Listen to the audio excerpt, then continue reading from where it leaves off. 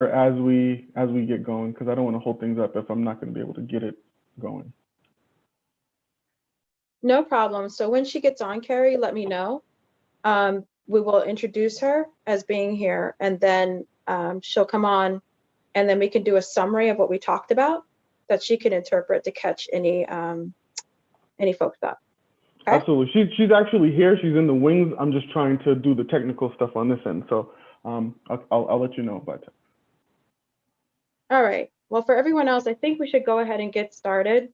And again, like I said, we'll make sure that when we get everyone the interpretive services set up, we'll go ahead from there to summarize and make sure everyone is caught up. Okay? All right. Good afternoon, everyone. I'm City Councilor Lydia Edwards, Chair of the Committee on Government Operations. It's Friday, January 29th, 2021. We're here today for a virtual working session on docket 0155, an act relative to the office of mayor in the city of Boston. Councilor Arroyo sponsored this proposal, and it is referred to the committee on January 13th. The committee held a lengthy hearing on January 26th, 2021, this past Tuesday, where public comment was taken. The home rule petition will amend the City of Boston's charter by providing that if a vacancy occurs in the city of Boston, in the office of the mayor in the year 2021, the president of the city council will become the acting mayor for the remainder of the unexpired term. Under current charter provisions, section 13 of the Acts of 1948 is amended. If the office of the mayor becomes vacant before March 5th, 2021, the city council will be required to call for a special election to fill the vacancy. The purpose of this working session will be to address the specific language of docket 0155. Quick reason why we're on Zoom. We have, as you all know, we are in the governor, issued an executive order modifying certain requirements of the open meeting law, relieving public bodies of certain requirements and allowing us to then conduct our business on Zoom while at the same time accounting for the public safety crisis that we're in. So the public may watch this meeting via live stream at www.boston.gov/city-council-tv. It will also be rebroadcasted at a later date on Xfinity 8 RCN 82 Verizon 964.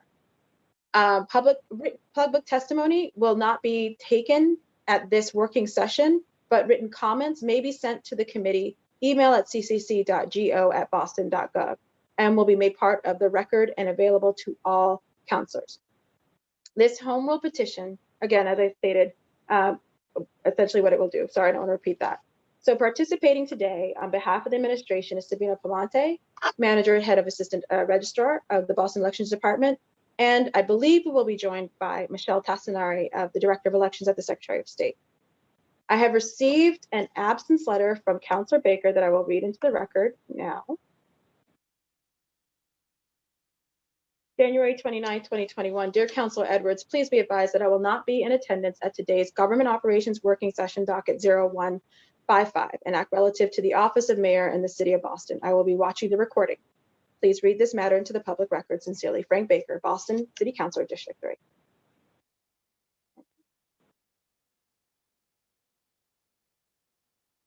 Okay. So, as I stated, we are doing a working session. That means we came here to work. As for folks' education, Tuesday was centered on the public and centered on their voice and making sure that they had the opportunity to express what was clear, overwhelming support for not having a special election this year. And so now we are going to go and look at the specific vehicle, the home rule petition offered by Councilor Arroyo, and the language therein to get to those goals. Again, this is now more centered on the councilors and us coming to consensus, us asking each other questions, us clarifying language and mitigating and working on ways in which we can come to a consensus. That's the goal of a working session. We want to make sure that what we send and what we vote on has the most votes and is ideally unified in its message to the State House and the mayor.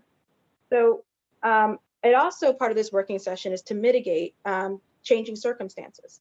For example, what existed before may change literally in a matter of days. I just saw or I was just informed that February 4th will actually be the confirmation hearing for our mayor or Secretary of Labor, the day after we will be voting for this. So it is imperative that everyone comes here to work, because this has got to move. This has got to move. So I also wanted to, again, as I stated, Tuesday was centered on public testimony and the why and the overall goals. Today is about the language. And unlike my friends in the State House, us municipal officers, we got to show our work because of open meeting laws. We will actually show how much and how hard we work. Not to say that the State House doesn't work hard. I'm not saying that. I'm just saying we get to show it. And we can work on that too, if any of them would like to discuss open meeting laws. Again, my goal is consensus. My goal is the most vote. And so what we'll do is part of the working session is because Councilor Arroyo is the lead sponsor, I'm going to give the mic to him, where Councilor Arroyo could talk about the process, how he got to his conclusions, how he got to the language, and ideally, Councilor Arroyo, if you could just walk through the draft, like this section. You don't have to, read it out loud, as you know, but if you wanted to just kind of break down, this is what this does, this is what this does, this is what this was, this is what this does, meeting the goals that you had when you drafted it. And then we're going to go to counselors after that and ask those questions and get to work. So I'm going to forego introductory comments because I want, like I said, this is a working session and we're going to get to work. So Councilor Arroyo. Thank you, Madam Chair. And I'm going to I think we all went to that hearing. I believe everybody was there. So everybody sort of knows the reasons why. So I'm not going to get into the reasons why. But I do want to get into the language for this and sort of what went into the thinking about how this was set up and what went into the thinking about what I would like to come out of this. Mm-hmm. And so we have section 1 and section 2. It's very simple. It's first paragraph, second paragraph. Arroyo, before you continue, I forgot to confirm. I hope all of the counselors have the draft in front of them. Oh yeah, that would be important. Let's just before we go into that, I think all the counselors should have the draft, and as well as I believe it's section 13 in front of them. So give me a minute, Councilor Arroyo, and let's make sure we're all on that same page. Okay. Certainly. So counselors, again, I'm going to give a minute for you to have both.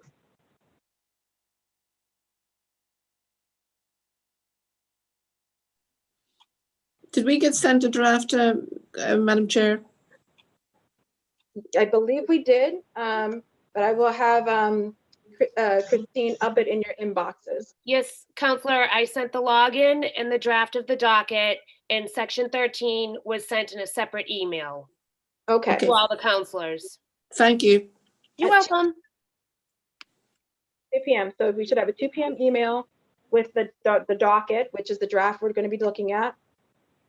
And then I have just a section 13 that was just sent out.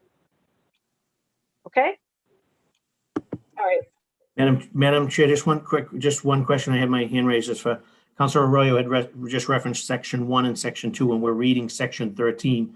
Can we get a copy of section 1 and section 2? Oh, to be clear, I'm not reading section 1, section 2 of the city charter. I mean the petition. I got you. Okay. Section 1 and the section.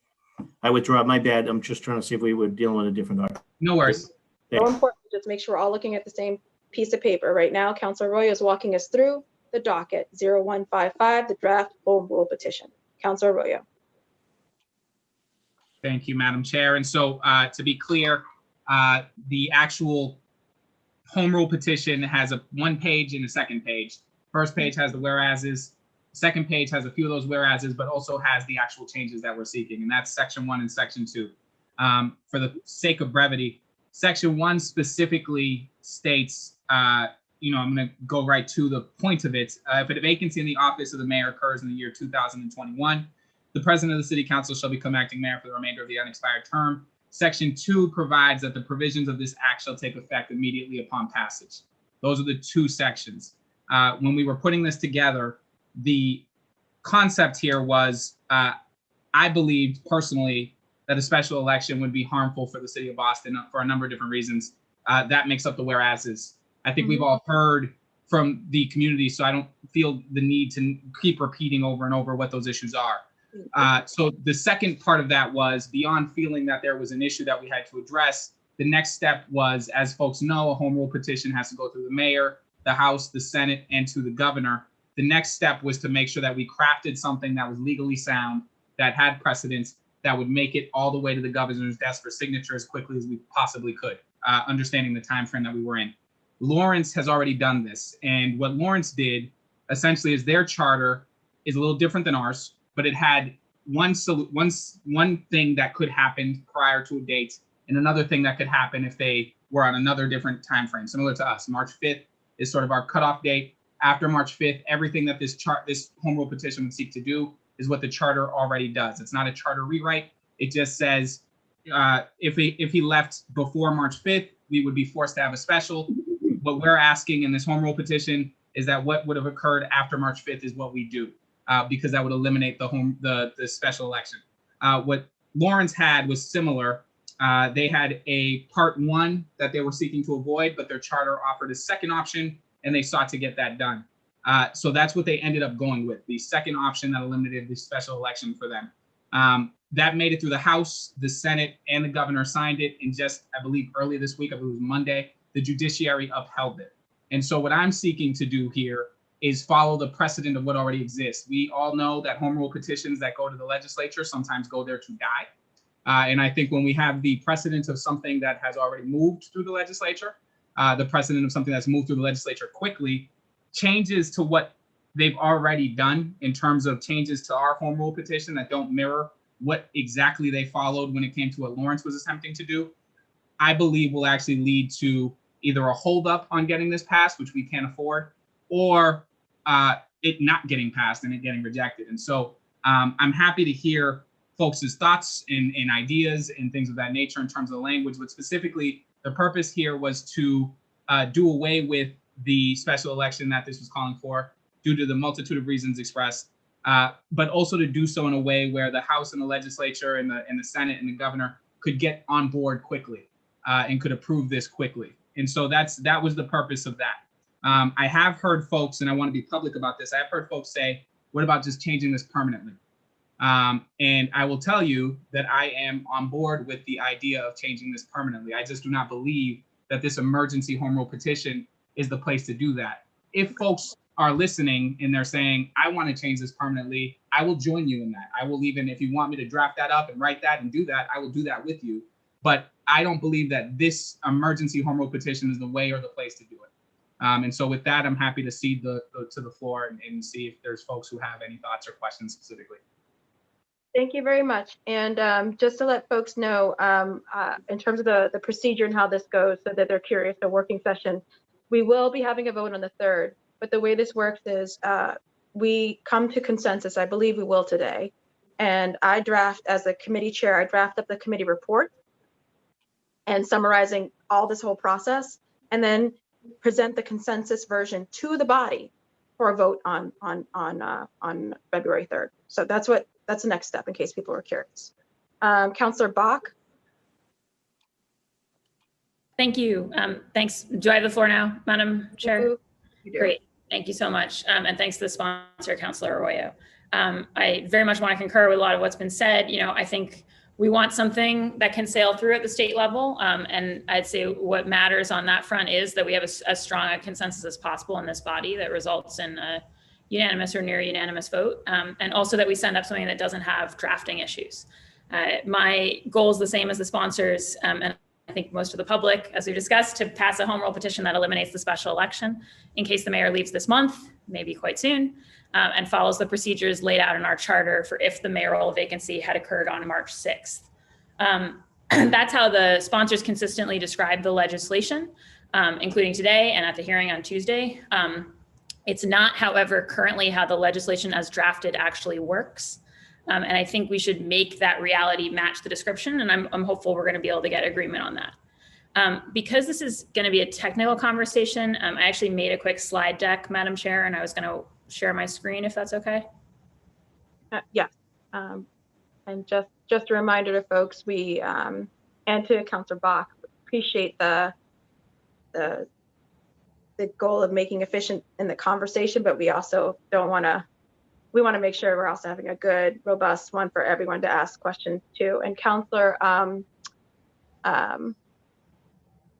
yeah, that's all for now. Go ahead. Sure. Okay.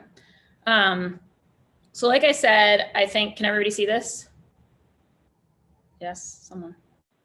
I can see it. Sorry, I can't see you all now that I'm doing this. So I think as Councilor Arroyo has explained, right, the charter's got two options in terms of what happens in a mayoral vacancy, an option A and an option B. And those aren't two options you get to pick between usually. It's option A if you're in a certain time window, option B if you're in a different time window. And the goal here is not to rewrite the charter, but to do what the charter says we would do after March 5th. So if you go, let me see, there we go. So this is in front of counselors, but section 13 is the section of our charter that deals with a mayoral vacancy.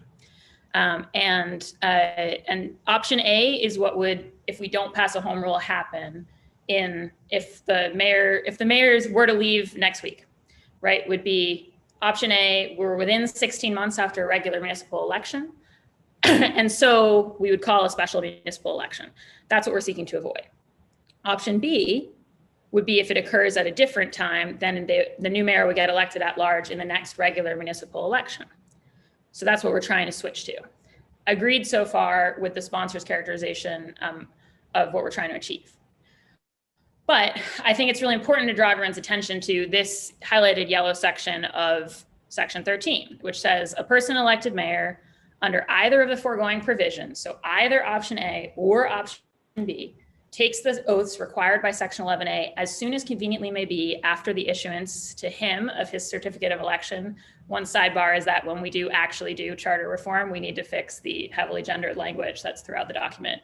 But the upshot of that section, which applies to both option A and option B in our charter, is that if we postpone the election to the regular cycle in November, the person who is elected mayor should then take over in November as soon as the results are certified. That's our normal charter process.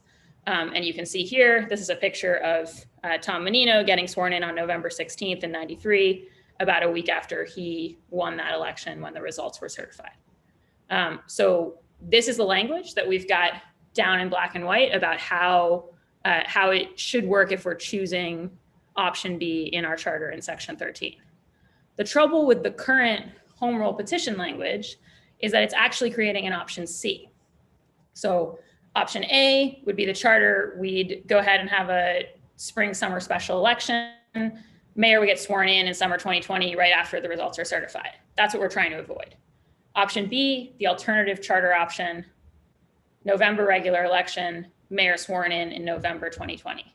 That's, I would contend, what we should be switching to because that's the charter provision.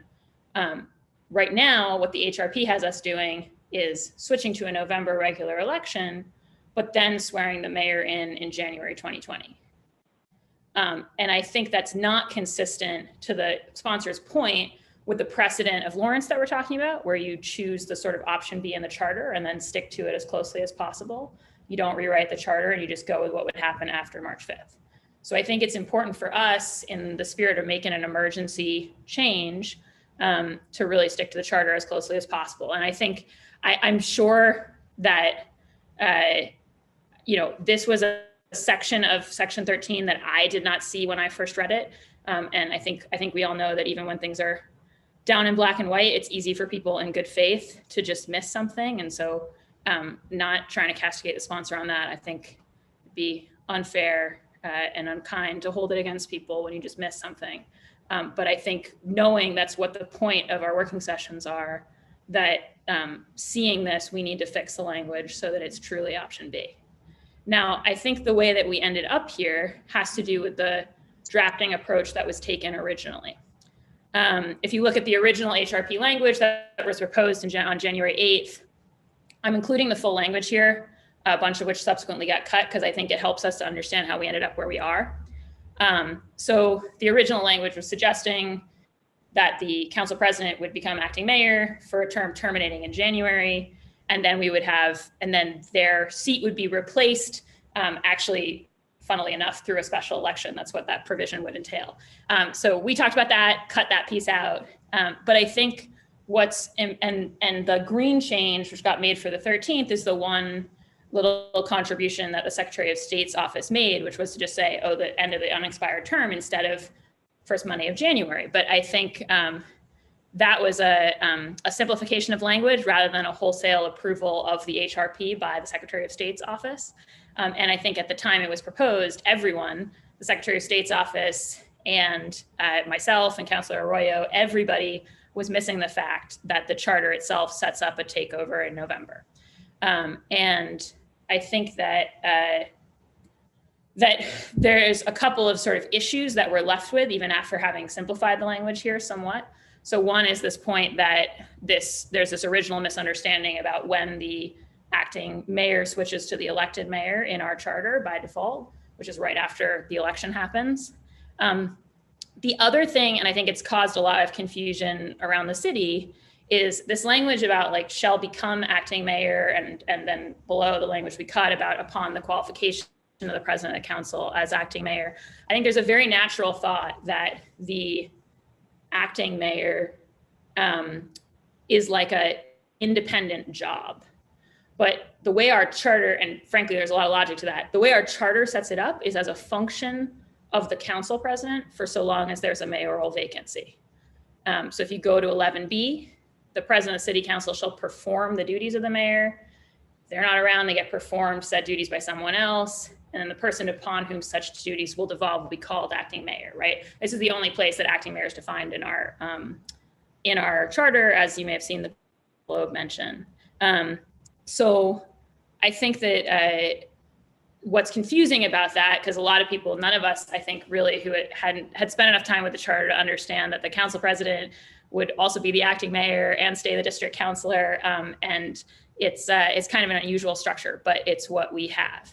And because it's an unusual structure in the charter that's already subject to some legal back and forth, what you don't want to do, I think, is to further complicate that legal analysis with a temporary one-year act that talks about the president of the council becoming acting mayor, because that language of becoming as opposed to sort of serving and doing these duties it's a legal distinction. And so I think, and then there's the added fact that this section here that we've got in the current HRP actually never cancels the special election. It sort of does by implication. We assume that if the council president is becoming acting mayor for the remainder of the unexpired term, we're saying we're not having a special, but we're not technically saying that here. And I think that you could end up with, again, some weird unclarity of language. So there's sort of three problems with the current language. So one is that it's departing from section 13's option B, creating this option C by pushing the transfer of power to an elected mayor back 2 additional months, as opposed to what the charter would do after March 5th. So I think that's just a drafting mistake, and we need to go back to what the charter would do after March 5th, that being kind of the standard that we're trying to emulate from Lawrence. And I think consistent with the instinct that you should change the charter as little as possible, but deal with the current emergency. It also introduces this temporary one-time language that could further confuse legal interpretation of section 11B in regard to the status of the acting mayor. And it doesn't explicitly cancel the special election, it just does it by implication. So what would be better? I think probably it would make more sense to have a simple sentence that points directly to section 13, option B. So there's sort of 2 different ways I think you could say that. I think you'd keep the same language about, all right, we're in the year 2021. You would say explicitly the vacancy shall not be filled by a special municipal election.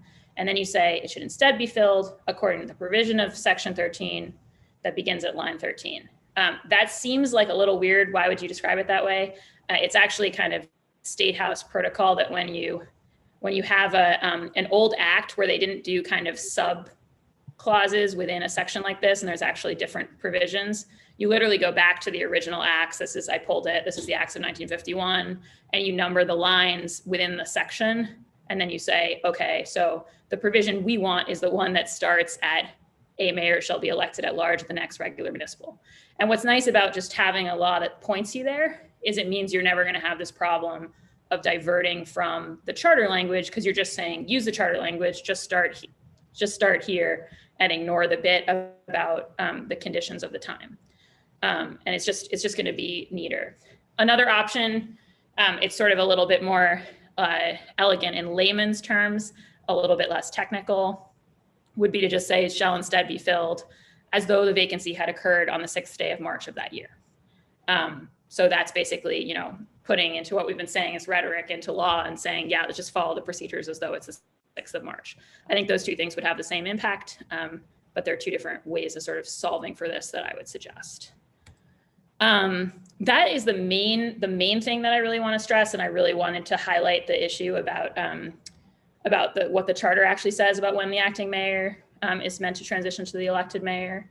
But I do want to also turn to the question that Councilor Arroyo raised about considering permanent language. So although there are special COVID-related reasons, yeah. By any chance, most of as riveting and amazing, and is like, oh gosh, I mean, I better than Scandal, I swear. I do think it would help us if you sent this around. Do you have a copy of this that we can? Yeah, sure. I bet Emily from my staff is watching. Emily, can you send this? So before you go into breaking down this section, okay, could we just take a minute? Go back into this section? Sure. So that we are all, we have this. Yeah, what would you, let me make sure that Emily on my team is sending it over. You want to send it to Christine? Can you send it to Christine O'Donnell? So let's just, this is a lot. I'll send it right out to you once Emily sends it to me. Okay. And just please, counselors, please do not respond among yourselves via the email. We don't want to have a violation of the open meeting law. Thank you. Okay. So just, we'll take a brief moment to get this to everybody. And I apologize to my colleagues that I didn't request this.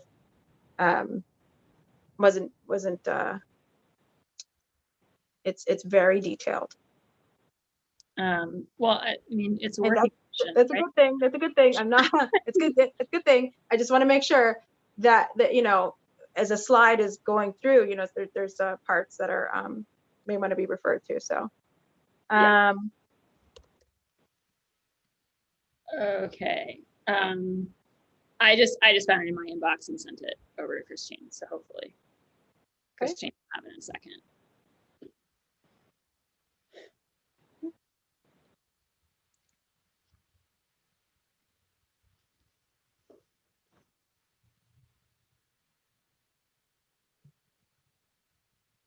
Christine?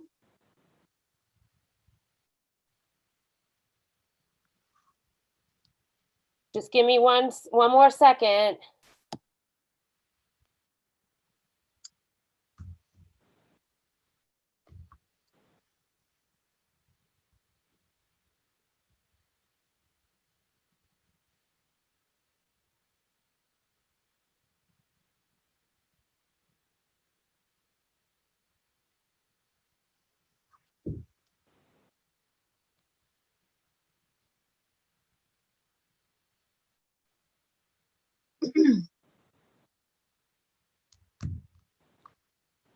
We all set?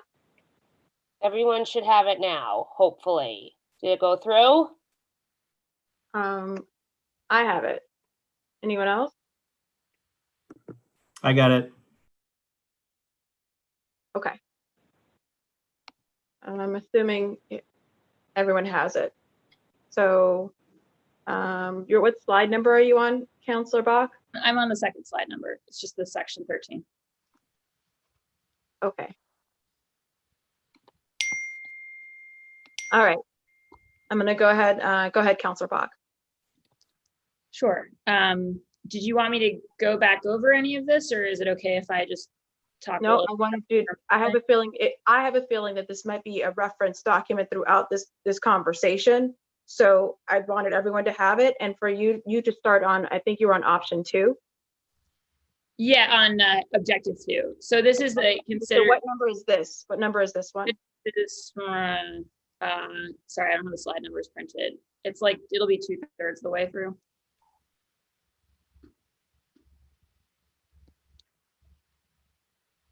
It'll I be have it as 12, I think, 12 of 17. This is for my colleagues.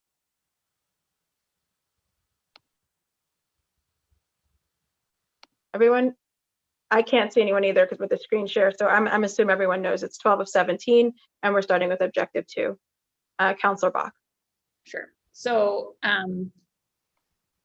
so I think it's worth discussing the fact that so there are special COVID-related reasons for an emergency 2021 only home rule petition. And I think Councilor Arroyo is right that like there are good reasons to try to make sure that we get this through ASAP and that we wouldn't want to slow it down. And he and I talked about this early on, and also with the Secretary of State's office about kind of, you know, how do you make sure that it moves quickly? And so I get the idea of Lawrence moved it at 2021. However, I also think that we have learned just at looking at this year how crazy it is to have a special mayoral election in a regular mayoral election year. And it's really because of the overlapping schedules that it creates between the special and the regular. So I do think there's some logic to looking at improving the situation once for all.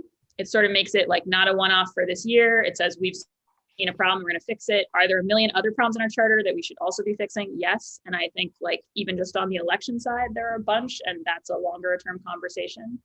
But I do think this is one that we can maybe make a quick intervention on. And the converse being, you know, would a permanent change be slow to the State House? So I just want to quickly run over why I think there's a kind of permanent overlapping elections problem here. So if you take the 120 to 140 day required window for a special mayoral election, a mayoral vacancy anytime in 2021, even on January 1st, would ensure that the deadline to pull papers to be a mayoral candidate in the regular election would fall before the special election results were decided.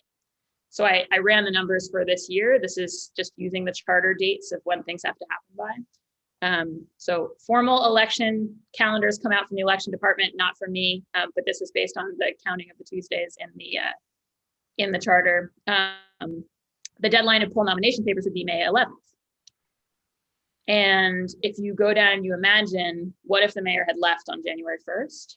And we'd actually convened a special early Wednesday council meeting on the 6th because we didn't have our first until the 13th. Say we'd done that and we'd immediately issued an order for a special election. Literally the earliest special election final we could have had would have been Tuesday, May 11th, which of course means polls close at 8 p.m. and you've had the deadline to submit your name to be considered for mayor for the regular election earlier that day. And that's the earliest possible calendar. I think what's crazy about that is, you know, obviously when people run for office, they think about what they could do, but I think they also are reasonably asked to look at what is being done right now and who's in the office and sort of to make a comparison between them and the incumbent. And so to have to decide whether you're pulling papers, even though it's not the end of the process, but it is a necessary first step in the process, to have to make that decision before you know who the incumbent is, I just think it doesn't lend itself to the most thoughtful composing of a field. And so my instinct would be to take this moment to make a simple insertion in section 13 that would just say, if it's a mayoral election year, we're not doing this. It doesn't make sense. It wouldn't make it. We don't think it's going to make sense if it's mid-February, and we don't really think it would have made sense even if it was mid-January. So I think you'd insert a sentence like this. This would be how the HRP language would work. And then this point about slowing passage. So I think there's two different ways that we could just like try to get this fix made right now without slowing passage. So one would be to insert this section that makes the permanent change as a standalone section in the home rule petition, but to provide a section in the home rule petition that allows the State House to edit. So that would be something where if we thought the State House might not want to make the permanent change, they could just cut it out. Or if we didn't want the State House to be able to edit the petition, then I think it might be interesting for us as a council to file the permanent change as a separate parallel home rule petition and send them both up to the State House and say, hey, we'd love it if you pass both of these, because we definitely want to solve our 2021 problem. And we also think we should solve this prospectively for future councils. But that way, if they, didn't see their way to making the permanent change now, it wouldn't hurt the short-term 2021 change. So in summary, and I'm sorry if I've run through a lot, I think the number one objective should be to keep as close to Section 13 as possible. To just choose option B, really make sure that what we're doing is what would happen if we were after March 5th, and not write 1 year 2021 language that interacts with the definition of acting mayor in Section 11B, so that we don't cause added confusion there. And I suggested those two different versions of a kind of simple sentence to just point us to Section 13. Then I think a second objective would be to make a permanent Section 13 fix to prevent a special mayoral election or a regular mayoral election year, which again, I think if we do end up going the route of making the HRP editable, you could put it in without worrying about syncing the vehicle. State House could cut it out if they don't want it. Or you could do a parallel HRP that we send up at the same time that makes the permanent change.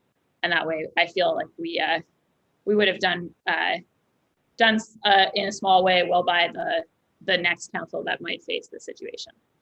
I also wanted to register on this page that I'd be open to the suggestions that I heard the Secretary of State's office make on Tuesday. So one was objective to make the HRP retroactively cancel a special election order in case the timing is tight. I think I've also heard that from you, Madam Chair. Right. And I agree that given the scheduling of the mayor's hearing, that seems like it might be highly advisable. And then I know the Secretary of State also recommended ensuring passage by allowing the State House to edit the HRP. And like I said above, if we go that route, it's another argument for putting the permanent piece in there. I also hear arguments against doing that. I'm sort of on the fence about that one. I think that I'm hopeful that if we have a strong consensus from this body behind language, that we could ask the State House to pass it for us without amending. But I know the Secretary of State's office was registering that as a possible issue. So I think that is my whole, yes. Those are all of my slides and suggestions. And thanks. Thank you, Madam Chair. And I can stop sharing the screen. Yeah. Okay. So just for my colleagues, and while I appreciate the robust conversation, Councillor Bach, the language before us is what we're going to work on. And so I think I heard you say that you agreed that a permanent change in this particular vehicle was not recommended. Unless it was paired with making it editable.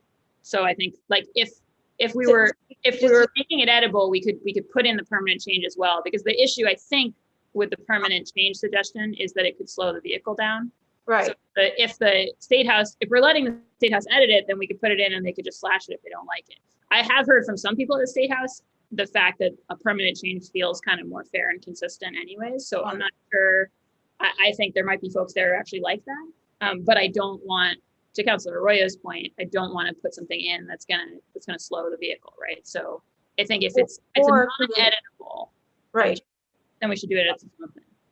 And for efficiency of this time here today, I actually agree that a permanent change requires maybe a longer conversation. I think you also proposed potentially having a parallel home rule petition that separates the two conversations. Yeah, so I'm happy to focus more on the objective one stuff about cleaning up the language today.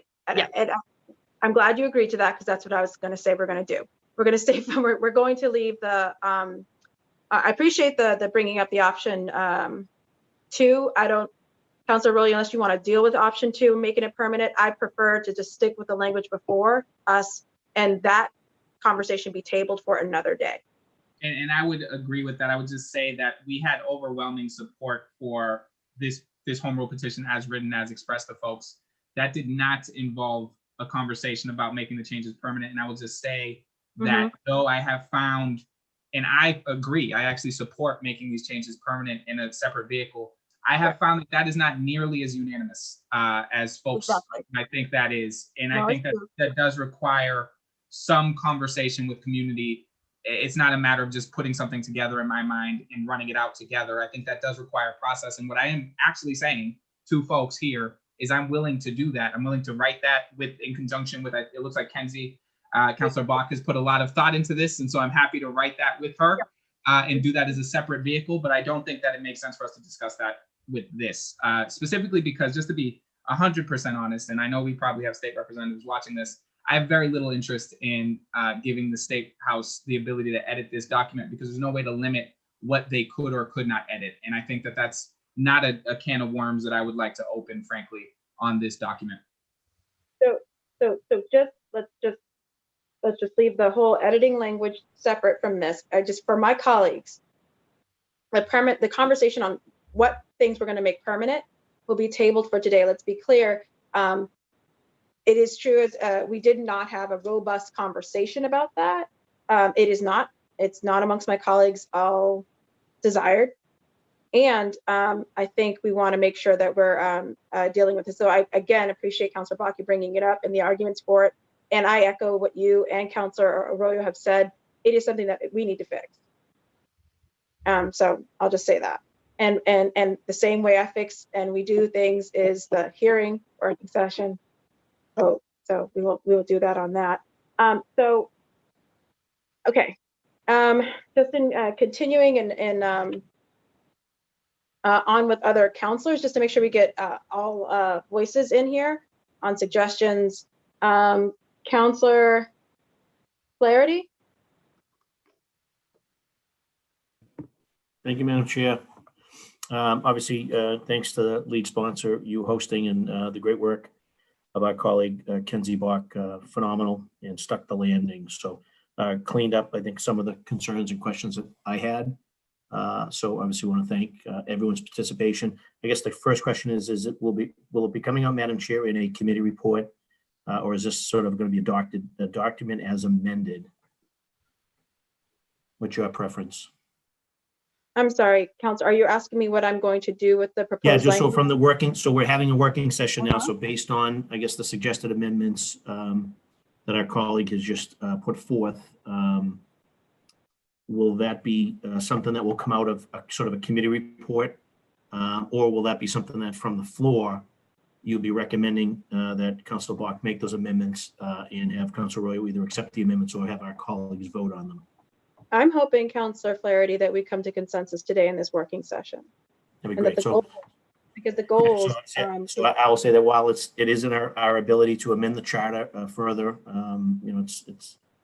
it's my understanding that the purpose of the filed legislation is to waive the special election in an effort to protect the public health in light of COVID-19, and also to discourage voter fatigue and exorbitant costs to the city at a time when we need those very precious funds to be applied for an equitable recovery. So, and not incidental to that, obviously, extending the term of the acting mayor. So I'd be inclined to support the home rule petition, provided that it includes Councilor Bach's amendment that will allow the duly elected mayor of Boston. So if we're going to forego the special election and go to the regular election, then it's my desire to obviously the duly elected individual, whether it's the acting mayor or if it's a new person, that they be sworn in, and I guess through you to the election department. Not quite sure how long Sabino would foresee the election results being able to be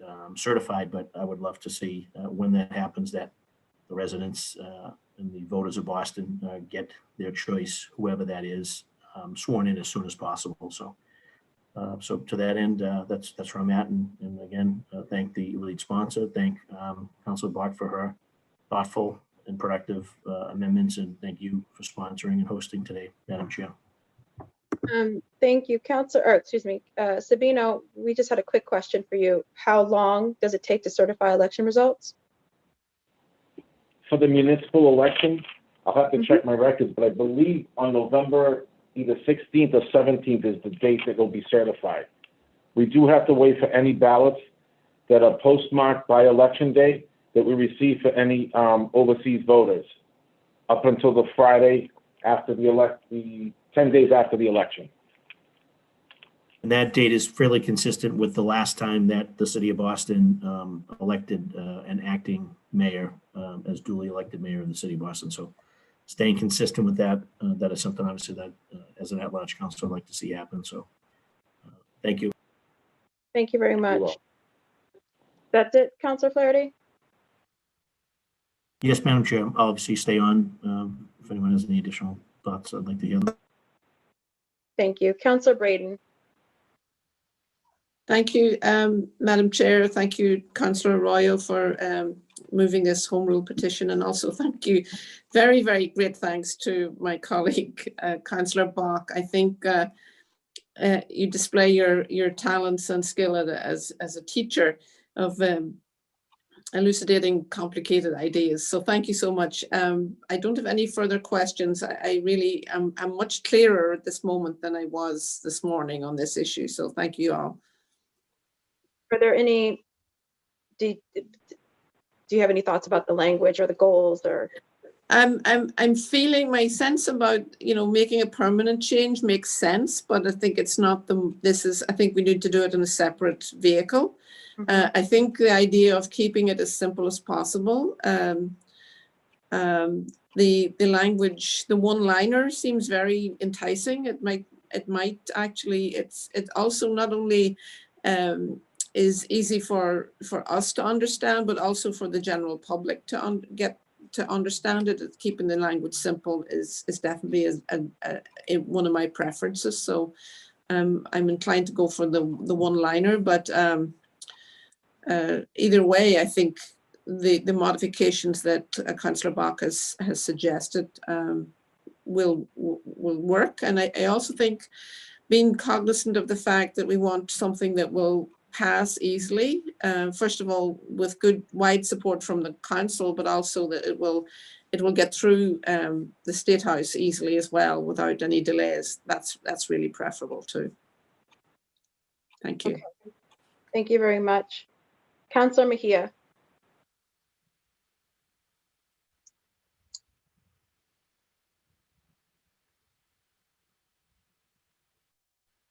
You're muted. No, I was just saying thank you to Councillor Bach for her incredible dissertation. It's always great to be schooled. So thank you for your thoroughness and your details. I am in line of having sat through 4 hours of testimony and listening to what people are asking for, I think that we have a responsibility to do what is going to move this work forward without any need for delay. And I think that some of the things that Councillor Bach is presenting, while it's good for us to be mindful of, I just don't feel like now is the time for us to have that conversation. And so I do agree with my colleagues in terms of just keeping it as simple as possible is the best course of action. And then I do have a quick question, and I'm curious about the November transition, and that's how the charter is written. And so I'm curious, was the Menino situation, was there an election year that year too?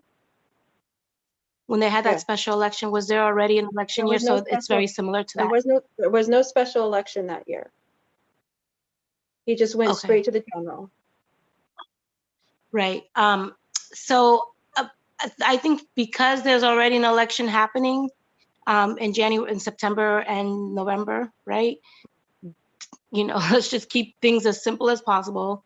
And in terms of transitioning of the power, I don't think it makes sense for us to do the November situation. We already caused enough disruption in the whole situation. So I don't even, well, that's how it's written. I don't think that we need to do that. And in terms of the language, I think I'm going to follow Councilor Arroyo's lead. And I am here to ensure that I I keep hearing the word consensus in this working session, and I've participated in many working sessions in the past in terms of consensus. And I just know that this council has a hard time reaching any consensus because we have so many different opinions and different constituency groups that we represent. But I will say that, you know, I'm really looking to this council to do whatever it takes to ensure that we listen to the people who put us in office and that we can reach some consensus that will move us to where we need to be. That's all I have to say. Thank you. We've actually been joined by, I believe, by the Secretary of State's office. I'm just going to go ahead and promote her to a panelist.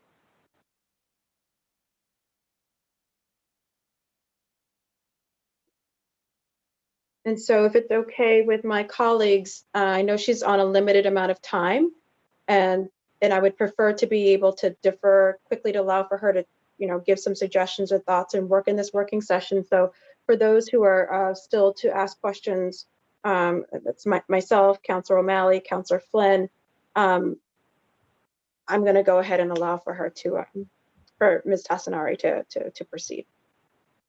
Sure. Thank you for having me today. Again, we're here to answer any questions that you might have. It does seem like I missed the beginning part where there may have been some new language. It's been quite a week of virtual meetings this week, next week, and, you know, and the like. So, you know, we're here to offer support. If there's new draft language that you'd like us to look at, we're happy to take a look at it. And again, it seems like now it's a slight shift from what the original language was, which would be that the person who is elected in November serves out the remainder of the term and then the new term. If that's what I was just hearing for the last couple of minutes, is that accurate? That's what's proposed. Yeah. So I mean, it's certainly the prerogative of the city to take that, and again, I think now that we know somewhat of the timing of a vacancy, we're a little closer to knowing when a vacancy might occur, since a hearing has been scheduled on that, to try to add some language about what would happen if the vacancy occurs before this is passed. Mm-hmm. So, and I did hear your question to Sabino about the question from, I think it was from Councilor Flaherty, about the certification of the election. Under General Law, Chapter 54, Section 137, a city cannot certify the election until at least 10 days afterwards. And if a recount is requested, it cannot be certified until after that recount is complete. okay, so 10 days. Yes. And just we had referenced actually some of your testimony during the hearing where you mentioned there's certain level of flexibility possibly to be allowed for. Mm-hmm. And also the, again, the competing the race. I think Councilor Braden actually brought this question up, and you brought this up as well as, so what happens if, you know, we have an order pending because the mayor left and the state house or the governor hasn't quite signed the home rule petition, and does the language right now as stated help to prevent a special election or in any way, shape, or form? So like does it cancel, it cancels it, but does it cancel any pending ordered special elections as well, to make sure that there's no way, if it gets to the state house and there's any sort of delay, or if they just go through as fast as they can, but the mayor's already gone, that.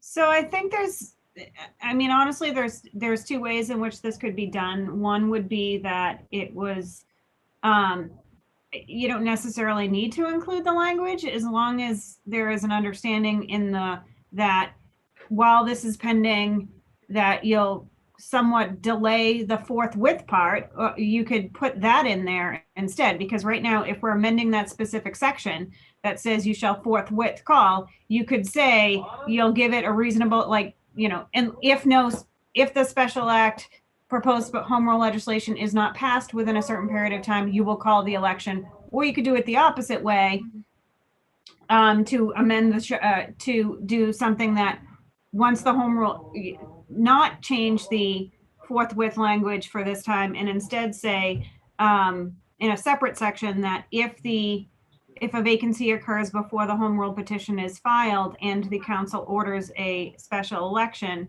that order is automatically rescinded upon passage of this within a certain period of time. The one thing that you don't want to have happen is it sit out there for so long that you're starting the election process. Because what if for some reason it doesn't get passed? Not that I think it won't. I think everyone seems to be on board that it should pass and should pass quickly, similar to the way the Lawrence bill did. But you just want to kind of cover yourselves for that possibility. I'm going to go ahead and allow for clarifying to go through with my colleagues again. I know you're short on time, but just to be clear, there's two ways to deal with this, as I understood what you're saying, in the home rule petition itself or in the order that we push through. So maybe that's an easier conversation. We could leave the language in the home rule petition alone, and then any order that's supposed to come from our body, we could put in cautionary language or language that makes sure that there is a home rule petition pending and this order becomes effective only if it doesn't pass or something like that. But there's another vehicle technically not having to, again, I think to Councilor Arroyo's concerns, get too deep and muddy the waters with extra. We could actually, if the order has to come through, we could take care of it there. That was a question, sorry. So yes, I think you could, but I do think you could do it as part of the home rule, not to specifically say that, well, to just leave it with the expectation that that you don't call an order, that this eliminates it, and that, so, I mean, as long as you're not putting in, I think that you could be able to do it so that it implies in there that the council doesn't call for one anyway. So not just that it's canceling in what it is, that you don't have to call for one. But in the home rule, or again, I think if you get an order for a special election, or if you get a vacancy, if you need to call for a special election, you could put right in that there's pending home rule legislation. This will only become effective in 2 weeks if this legislation doesn't pass.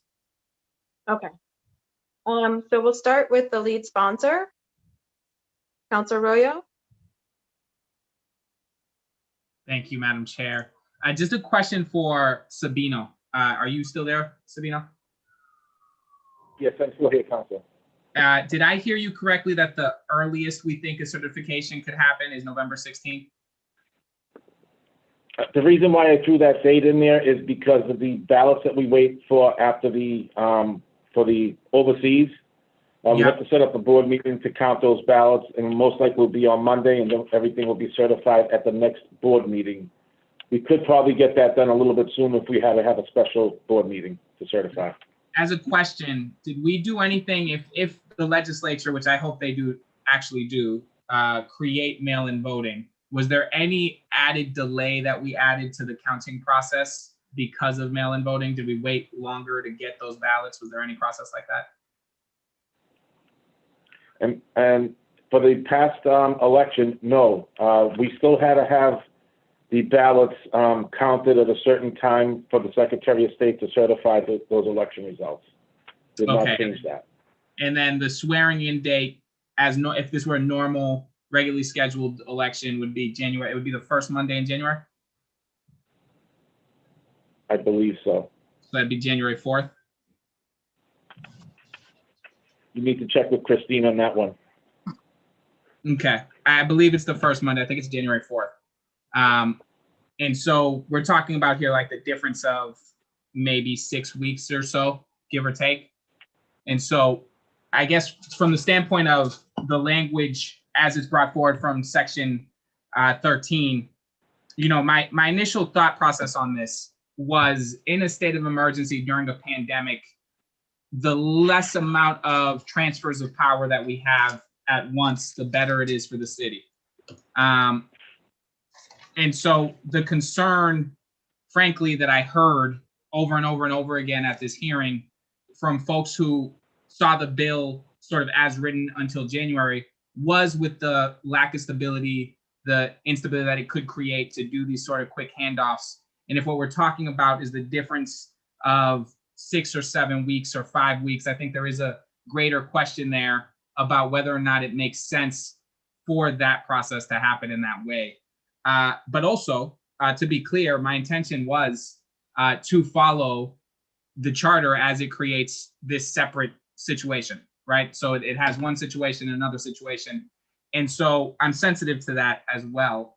And I'm happy to hear specifically from folks how they feel about, kind of that difference. I already heard from Councilor Mejia, the stability concern. I can assume where other people feel about that.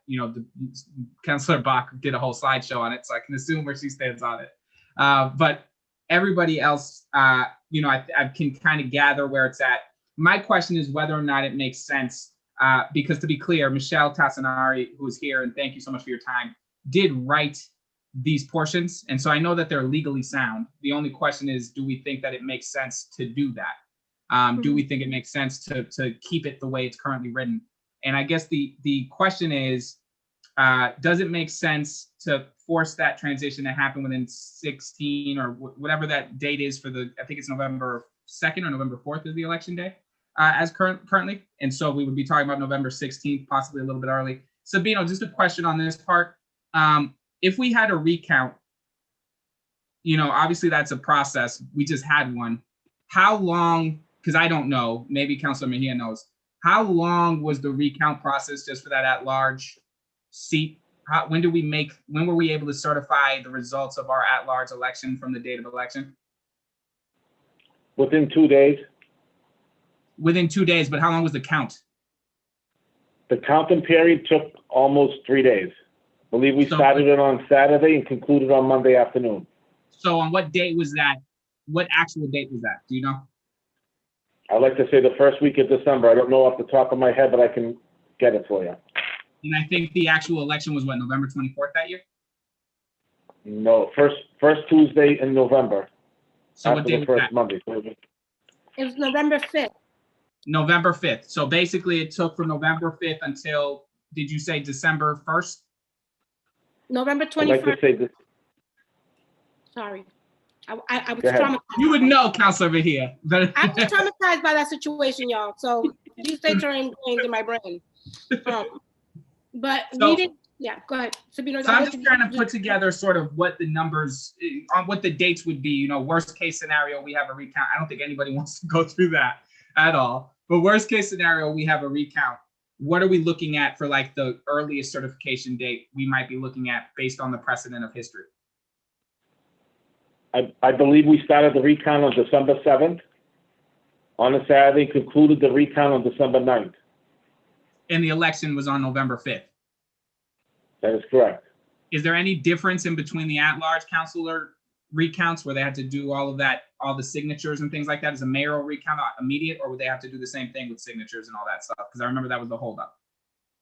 It's the same thing.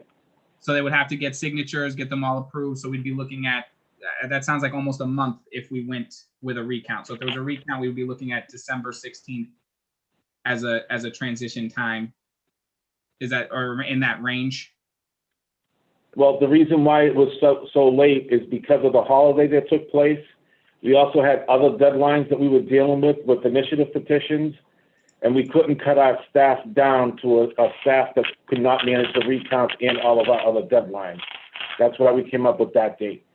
So I guess what I'm trying to figure out, and you would know this, Sabino, better than anybody else, is what's the date range for the worst case scenario where we had to have a recount? If there was a recount, what is the date that we would be looking at as possibly the range of dates where you could see a certification of results if we had to do a mayoral recount? I would say the same as what we did in 2019. So This is sometime a year that we're going to be faced with the same obstacles as we did in 2019 this year with initiative petitions after the mayoral election. we would also have the new one of having to get signatures in a pandemic, which I don't think we had to do that last time either, right? There was no pandemic in 2019 that I know of. Yeah, so we didn't have to do the signature collection for the wards and the precincts in a pandemic on that one either. That's correct, but we still had to get all those signatures and Council Mejia did a wonderful job with those signatures and brought them in on the deadline, right before the deadline, as well as her opponents. They both Okay. brought them in. And do you guys know how many signatures? It's 50 signatures per ward. It was over like 3,000 signatures just to complete it. And my fingers were frozen. We are not doing that again, ever. Thank you. So, Councilor Arroyo, just in terms of, I kind of opened it up. I didn't know if you had any more questions, for Ms. Tassinari. So I'm glad to hear that there's a separate vehicle that we can do this in, because that's Right. very clarifying for me. I appreciated hearing that, because I didn't know this is uncharted water. So I appreciate very much the fact that we can do it in the actual forthwith, whatever that is we have to do. Right. I'm glad to hear that. And so that's obviously something that if we could do it in that vehicle, I think that would make the most sense. So right now it looks like we're kind of making sure we separate without having to combine them all. For example, permanent change, separate vehicle, potential like a stopgap, as we kind of just called it casually between us, separate vehicle.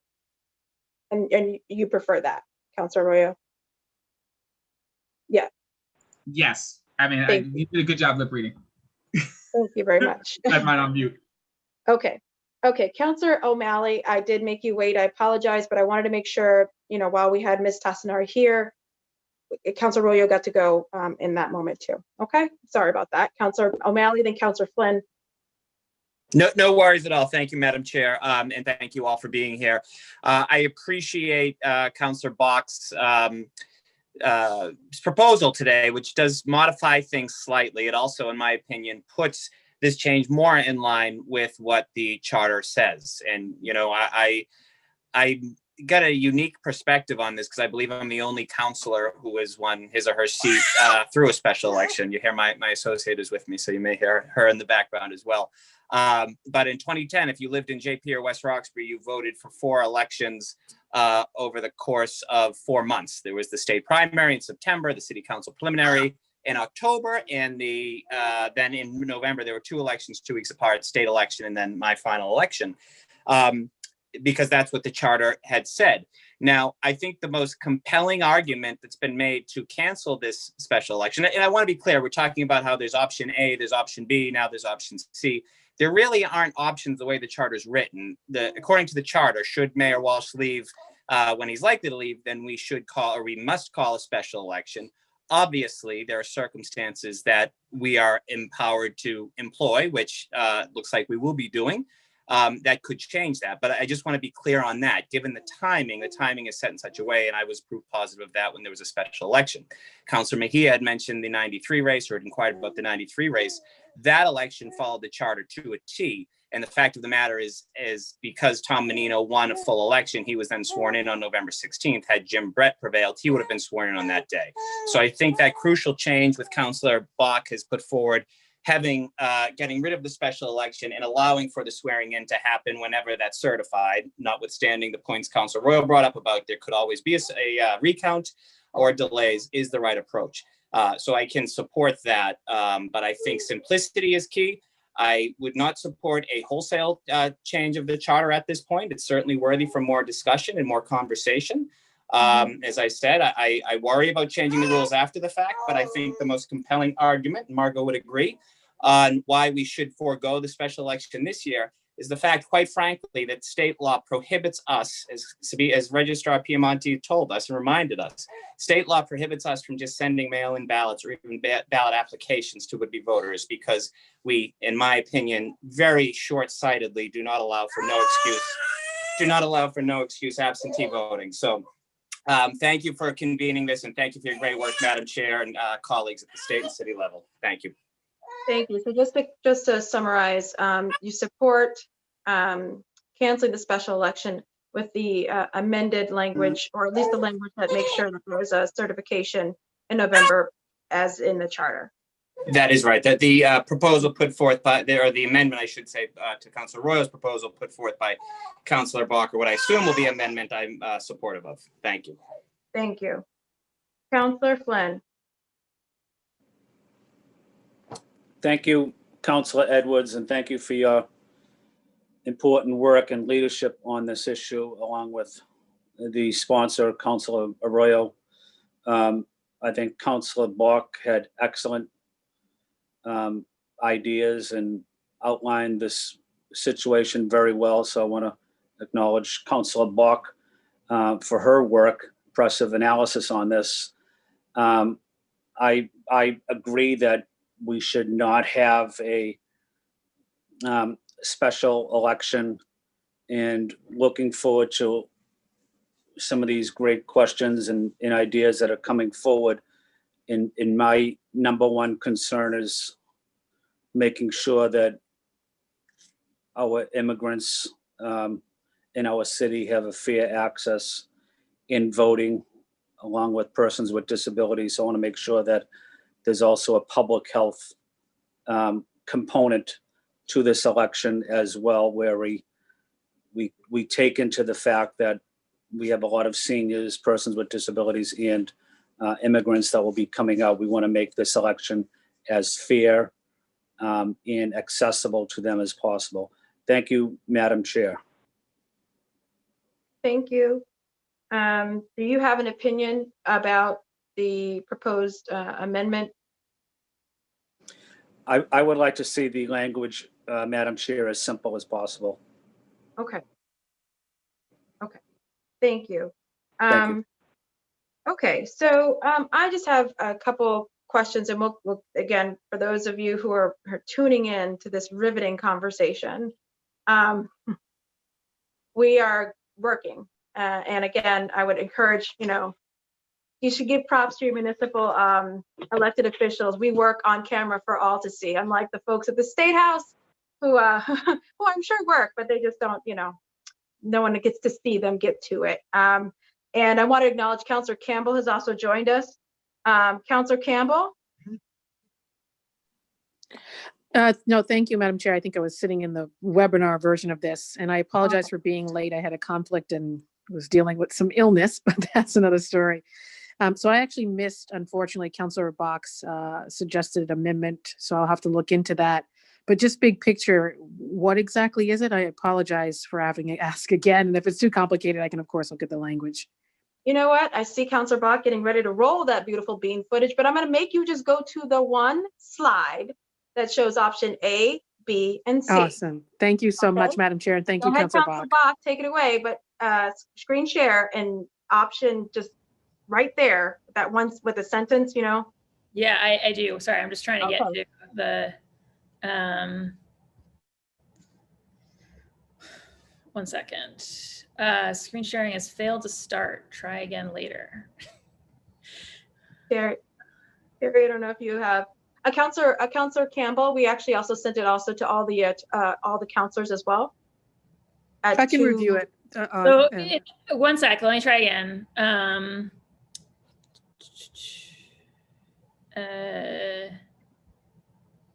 One sec. Let's give a. Okay, is that showing right now? Yes. Okay, so Councillor Campbell. Yes. The thing I'd pointed out is that in the charter, I don't know if this was the one you meant, Councillor Edwards. It is. So in the charter, the option A we're under is one that sets a spring summer special, and then the mayor gets sworn in right after. Option B, which is what would happen after March 5th, is that we go to a November regular election, but the person who gets elected at the regular election gets immediately sworn in after certification. So that's what happened with Menino. So I was pointing out that the current HRP sort of changes the situation from that. It has the person get sworn in January, so it's a departure from the charter. And so my proposal was just, and let me just see if I can click quickly, was just to basically simplify the language so that we're just really clear, like, hey, we're going the route of our charter that doesn't use a special, but sticks with all the other charter provisions, just from a kind of Understood. Legislative simplicity in it, and by not introducing language that references the acting mayor and everything, you just keep things I think, a little bit tidier in terms of just it being really clear the intent and not having any unintended consequences. Very helpful. Thank you, Councillor Bach, and thank you, Madam Chair. Thank you. So I had a couple questions just to make sure. So we're going through and we're going back now through, after me, we'll just go through another round of questions and suggestions and hopefully get closer and closer to consensus.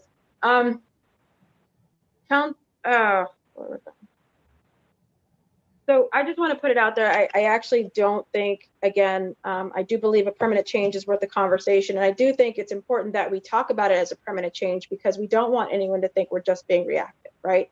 We all see this as a problem. It should have been taken care of before us. And it's been handed to us now. And I actually think it speaks to the heart of this council that we're going to try and handle this moment and also handle the permanent one for future councilors. So that there is no sense of bias, tipping hand, nothing. We want to do one and the other. So that's just be clear about that. The other component in talking and hearing and by the way, I think Ms. Tassinari had to leave. So I apologize for folks. That's why I wanted to get her in and get her the opportunity to speak. But I do think that there's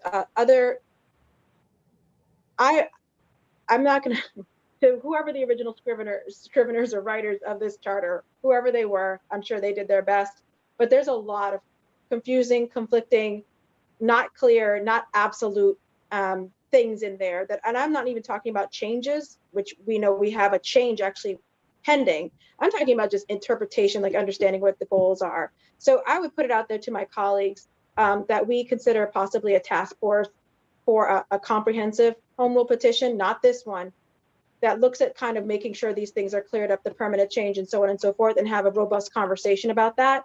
Because I believe to Attorney Tassinari's, to her credit and to her goodwill, she's happy to be a part of that conversation to make sure that there's certain things that need to be clarified, corrected, and streamlined for future. So I think that this is the fact that this prompted us to do more work speaks to this council, this body, and the fact that we want to do the best to make the democracy as grow in our city.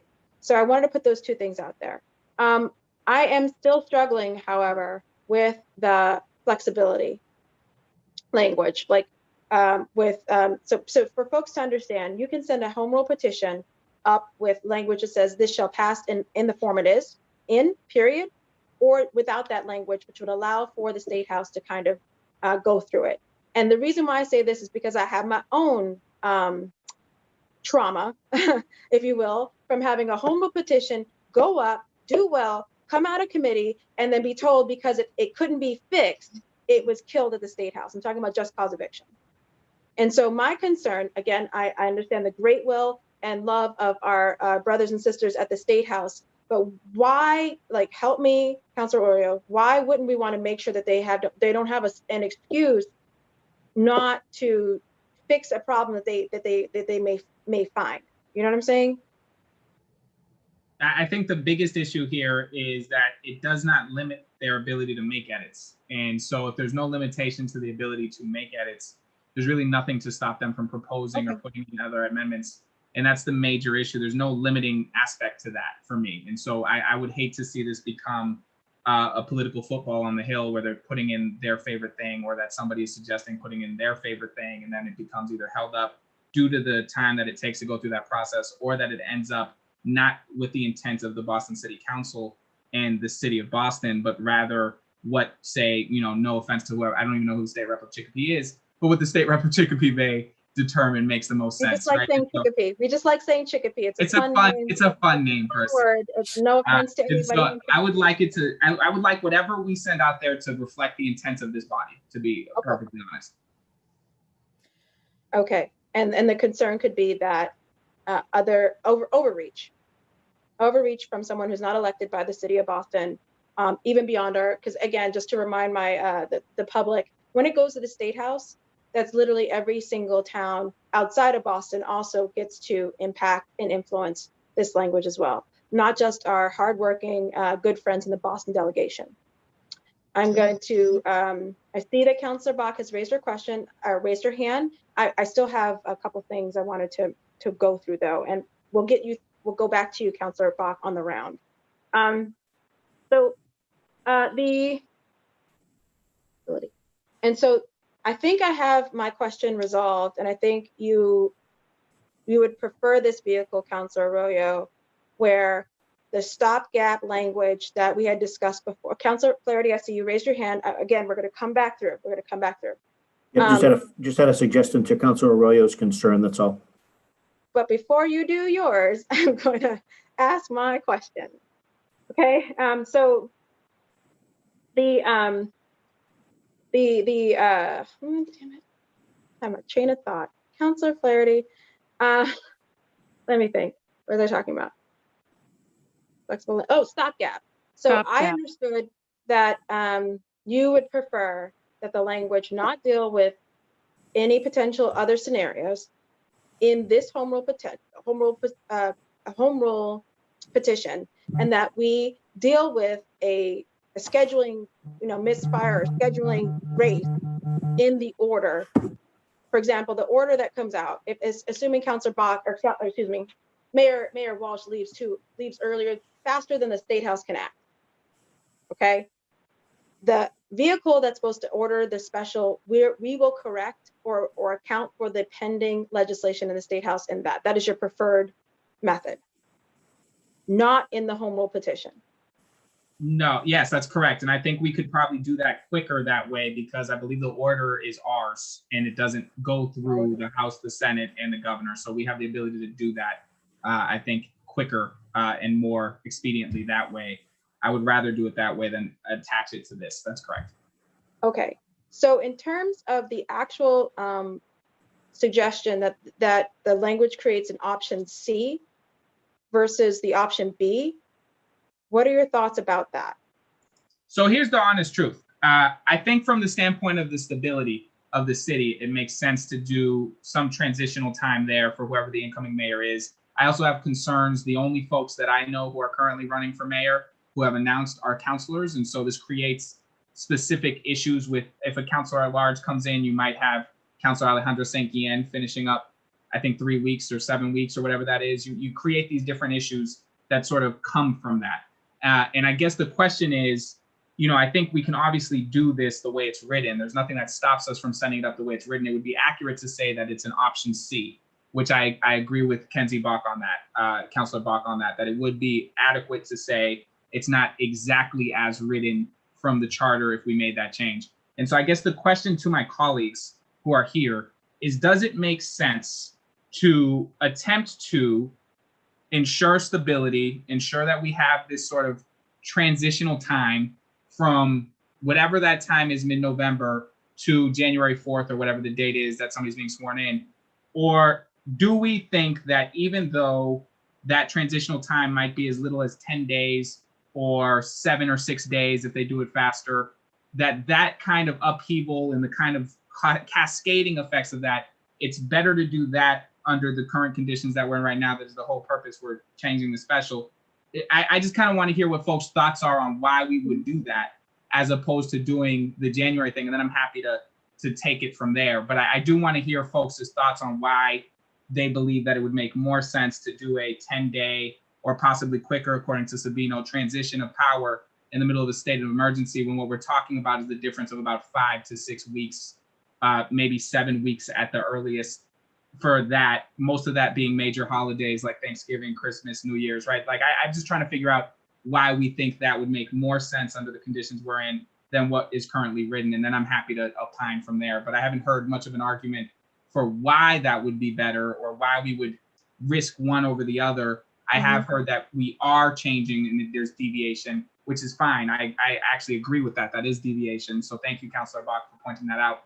But I do wonder if the intent of what we're trying to do here, which is to keep the city stable, keep the city running healthy, if it makes more sense to make sure that we create that transition so we're not going through 3 mayors in the year 2021, and rather we're creating a place where we have a transition. It's a safer transition. We're not dealing with these cascading effects that we can't account for, like whether or not it's a councilor at large or a district councilor who's losing their councilor their counselor for the rest of the year, right? And so those are the kinds of things where I don't know if those are the kind of impacts we want to have with 7 or 6 weeks left in the year when we don't have to do that. And so I guess that's the question for Councilor Bach and others who may be thinking it makes sense to make a transition within 7 to 10 days in November. I'd like to hear why we would do that, as opposed to, and whether or not doing it for those reasons outweighs the significant risk and the significant issues with stability, because I don't think anybody here believes that the transition, even that, Council President Kim Janey is getting, is traditionally a sufficiently long enough amount of transition. God bless you if you think it is, but I don't think that what we're talking about for a city of, I think it's in the thousands and thousands and thousands of city employees, if it makes sense to force the incoming mayor to have that kind of transition. And I'd be happy to hear from the body on this, because this is something I'm open to discussing, because I think this is honestly where the consensus would have to be, right? Whether or not we make this particular change. I'm happy to hear from this body why they think those kind of risks are worth putting the city through. So. Thank you. So just to answer it then, I think one, because there's one issue of just being, as you said, as streamlined and as little changes as possible to the charter. So I would like to, that's one reason, right? So we're going to change, right? If we're going to change, I would like to do as minimum as possible, because we just talked about other vehicles and other conversations that are deeper and longer that we need to have. So I want to keep the streamlined change as much as possible, and not and actually follow the charter, at least when it comes to the way that the transition of power would go. Number one. And number two, I actually think I actually think that there's, in an election year, we were always going to have at least one major transition, or at least two mayors, right? And so this is not, I actually think that as an acting mayor and as a leader, we will be able to have enough lead time and enough transition for the new person to come in, and for us to maintain stability in the city of Boston. Why? Because the people of Boston would have chosen this leader, and they want their chosen leader to be in power as soon as possible. And I think that is what the charter sets up for, and that is what the person that they are choosing to lead the city through these bumpy times, through these insecure times, through these insecure moments, they want that person in power to do that. And so I support following the charter and eliminating the special election with this particular language. I also think that we don't know who will win. It could be an at-large, it could not be. But if it is not one of the at-large city councilors, then they would just serve out their term as normal, and we would just have continuity of all seats until the end of the year. Just to correct on that one point, if it is a district councilor and we did this change, what would happen is the district councilor would immediately become the mayor, and their seat would be empty as a councilor. So their seat would become vacant until that person gets sworn in January. That's actually what would happen. And so considering that we have 2 at large, 2 district, or 1 district rather, and Andrea Campbell, there's a question as to whether or not that impact is worth it. And I will also just say with the Menino election, I went back and looked at this. This was weird in terms of how it got done. And the reason why it was weird and how it got done is they were running into, as we all know at this point, the 16 weeks before or the 16 months after an election. 16 weeks is actually 112 days. Menino was sworn in as acting mayor on the 113th day. And so they avoided that special.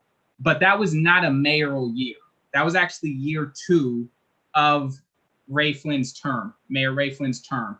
And so what ended up happening for Menino is that November municipal election that was not actually a scheduled mayoral, it was actually a scheduled city council election, somehow became a mayoral.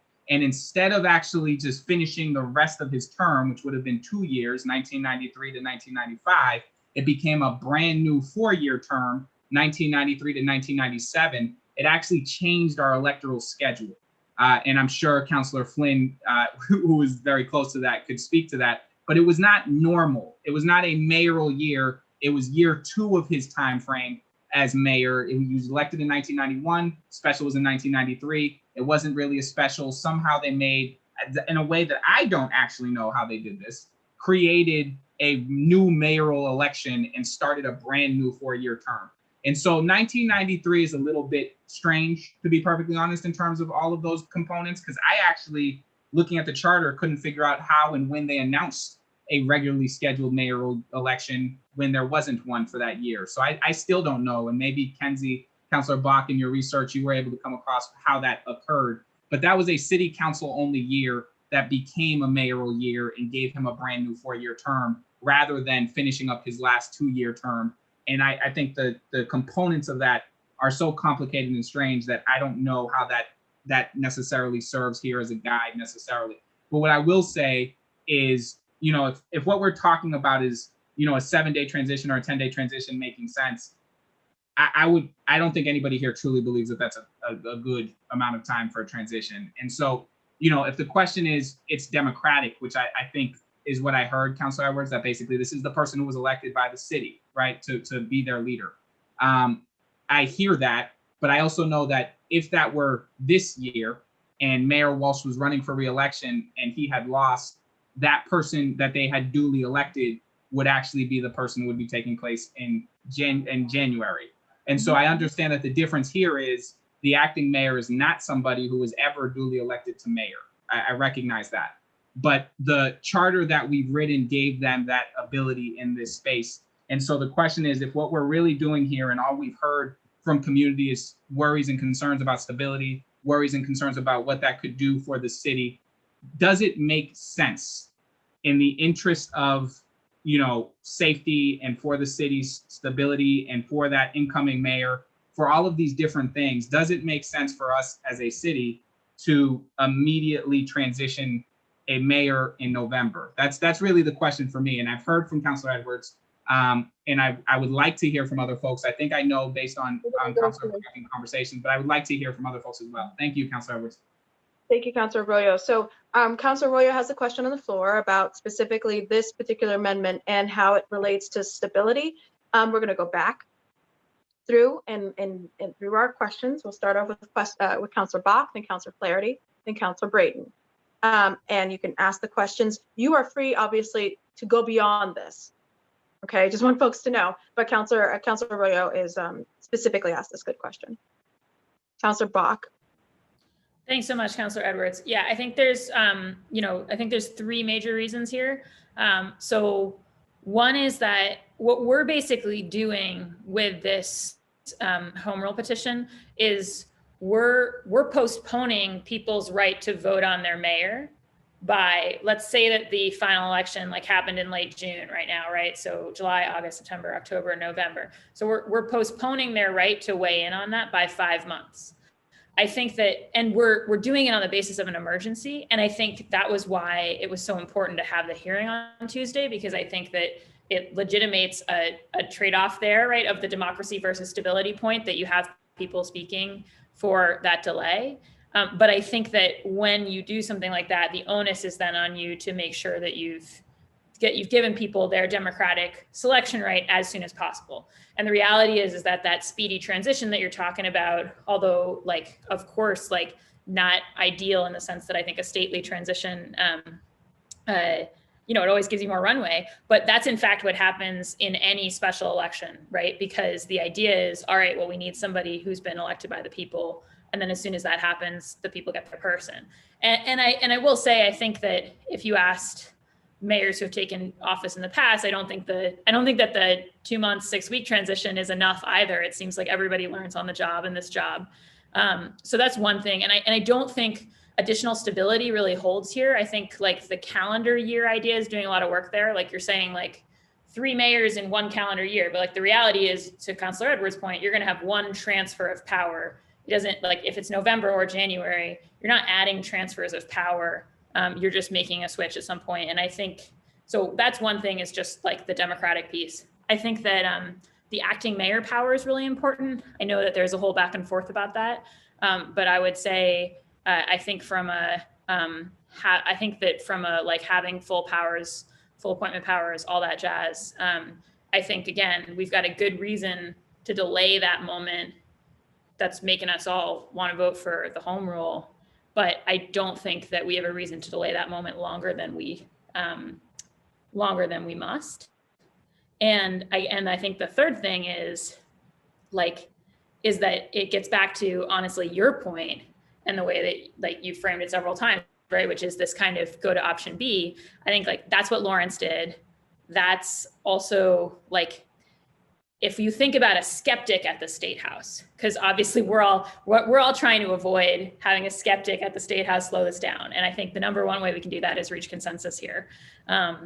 But I also think somebody could be like, oh, now you're picking and choosing and you're creating a third option and all of that. And I think that if we just say, nope, we've literally just made it so that if this had happened March 6th, we'd be following that order. I think that it puts us in a much stronger place when it comes to kind of gamesmanship. So those would be my three things: the need for the acting mayor powers, the kind of the fact that as a democracy, we always want to put kind of the democratic rights to choose your leadership, especially in a strong mayor city, first and foremost.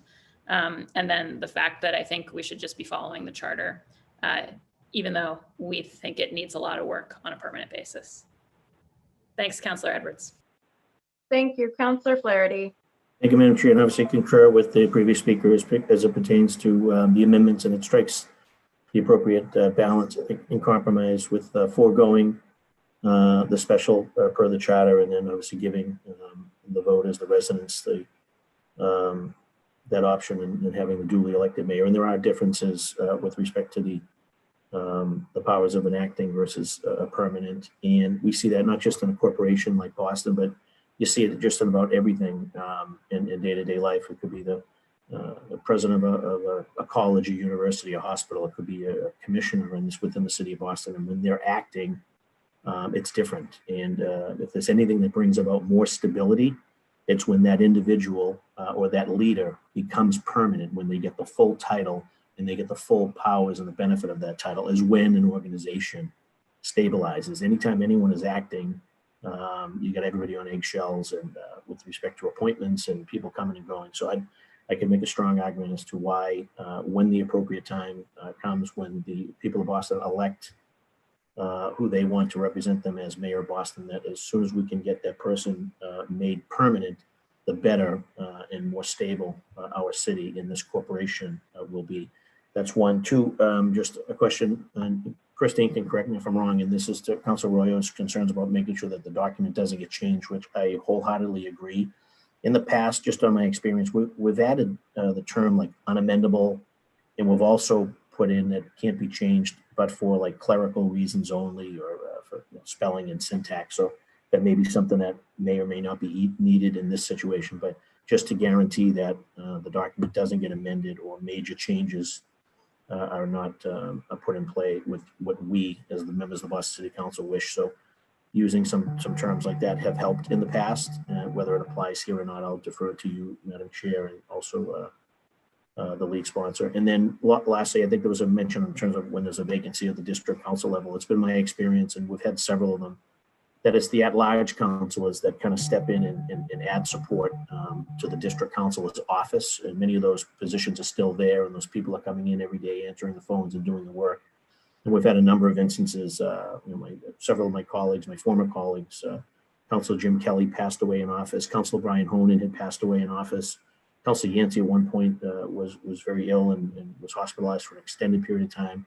So we, as at-large councilors, had sort of stepped in and assisted those district colleagues in their effort to kind of keep things moving within their office, returning phone calls, responding to constituent service issues. So I would assume the same in this instance when a district colleague elevates to acting mayor. And I think also a point of reference to Councilor Arroyo, he may want to, for institutional knowledge, he may want to reach out to my former colleague and former district attorney, Dan Conley, because I think Dan was the beneficiary. He ascended, I think it was through a special election, to succeed former mayor Tom Menino, but also former councilor Tom Menino. He may have some his own interpretation, and it might be helpful in some regard, but I know the same thing applied where at the time Menino vacated his council office, and then it created a situation where I think at-large members also helped out and assisted and serviced those residents as well. So hopefully that's helpful, but again, just want to strike a compromise and do what's fair and gets the body to be on the same page with respect to, if we're going to forego the election, then let's have someone permanent as quickly as possible to provide that stability. Thank you, Madam Chair. Thank you. Counselor Braden, Counselor Mejia, Counselor O'Malley. I'm sorry, Counselor Bach, I just saw your hand. Did you have something quick? Really quick. Very quick. So quick. Yes, I meant to say this in my marks. I also totally agree with Councilor Arroyo about making it uneditable. I think that that realistically, like, the problem is both that they could overreach, which you and he mentioned, but also that even just a disagreement about potential edits between members of the State House could hold it up. So I just think it's better to not have it be editable. Thank you. Counselor Braden. I think further to that point, if we go with a very simple fix to the situation, to the language, and make it uneditable, keeping it as simple as possible and with a very clear intent, I think is the way to navigate this. And I am also inclined to agree with the charter as it stands, because unless we're not going to change it at this point, to stick with the existing language as far as possible, but with regard to when the duly elected new mayor is sworn in, I think we should stick with that at this point, because otherwise we're opening up a bigger canvas to work on that would require a separate process to amend the charter. So I'm inclined to leave well enough alone in that. So that's all I have to say. Thank you. Counselor Mejia, the Counselor O'Malley, and Counselor Flynn. Yes, I am always curious as to, now as I continue to navigate this political life that I'm in now, I'm always trying to figure out the whys. We are always at conflict with things, and trying to figure out the point of tension here. And if I'm following this correctly, the acting mayor, who would be the president council, Kim Janey, will have to give up her, the transfer of power will happen in November as opposed to January. That is what is in question right now. And so I'm curious, aside from the charter, are there any other reasons why the need to swiftly shift power? What is it about it? Is there something that I don't know about that you guys know that I don't know in terms of the why, or is it just the charter? I'm just curious. But that's been the conversation. We're discussing all the whys. So it's that. Okay. That's it, right? Because there's always all of these things here in this council always just remind me of the whys. I think, I don't know what the difference is November to January. It's like, what, 2 months? There's the holidays. What's happening in November and December?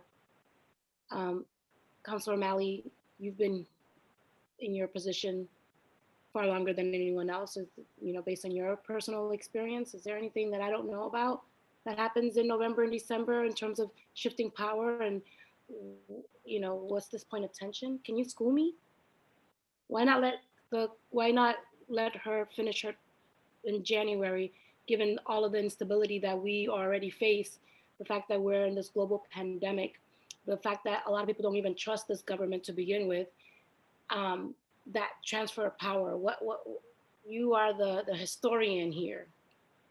Through the chair, I would love to hear O'Malley. Just wanted to note, we technically have Clarity version 1 and 2, as he likes to refer to himself, who technically probably has the historical perspective.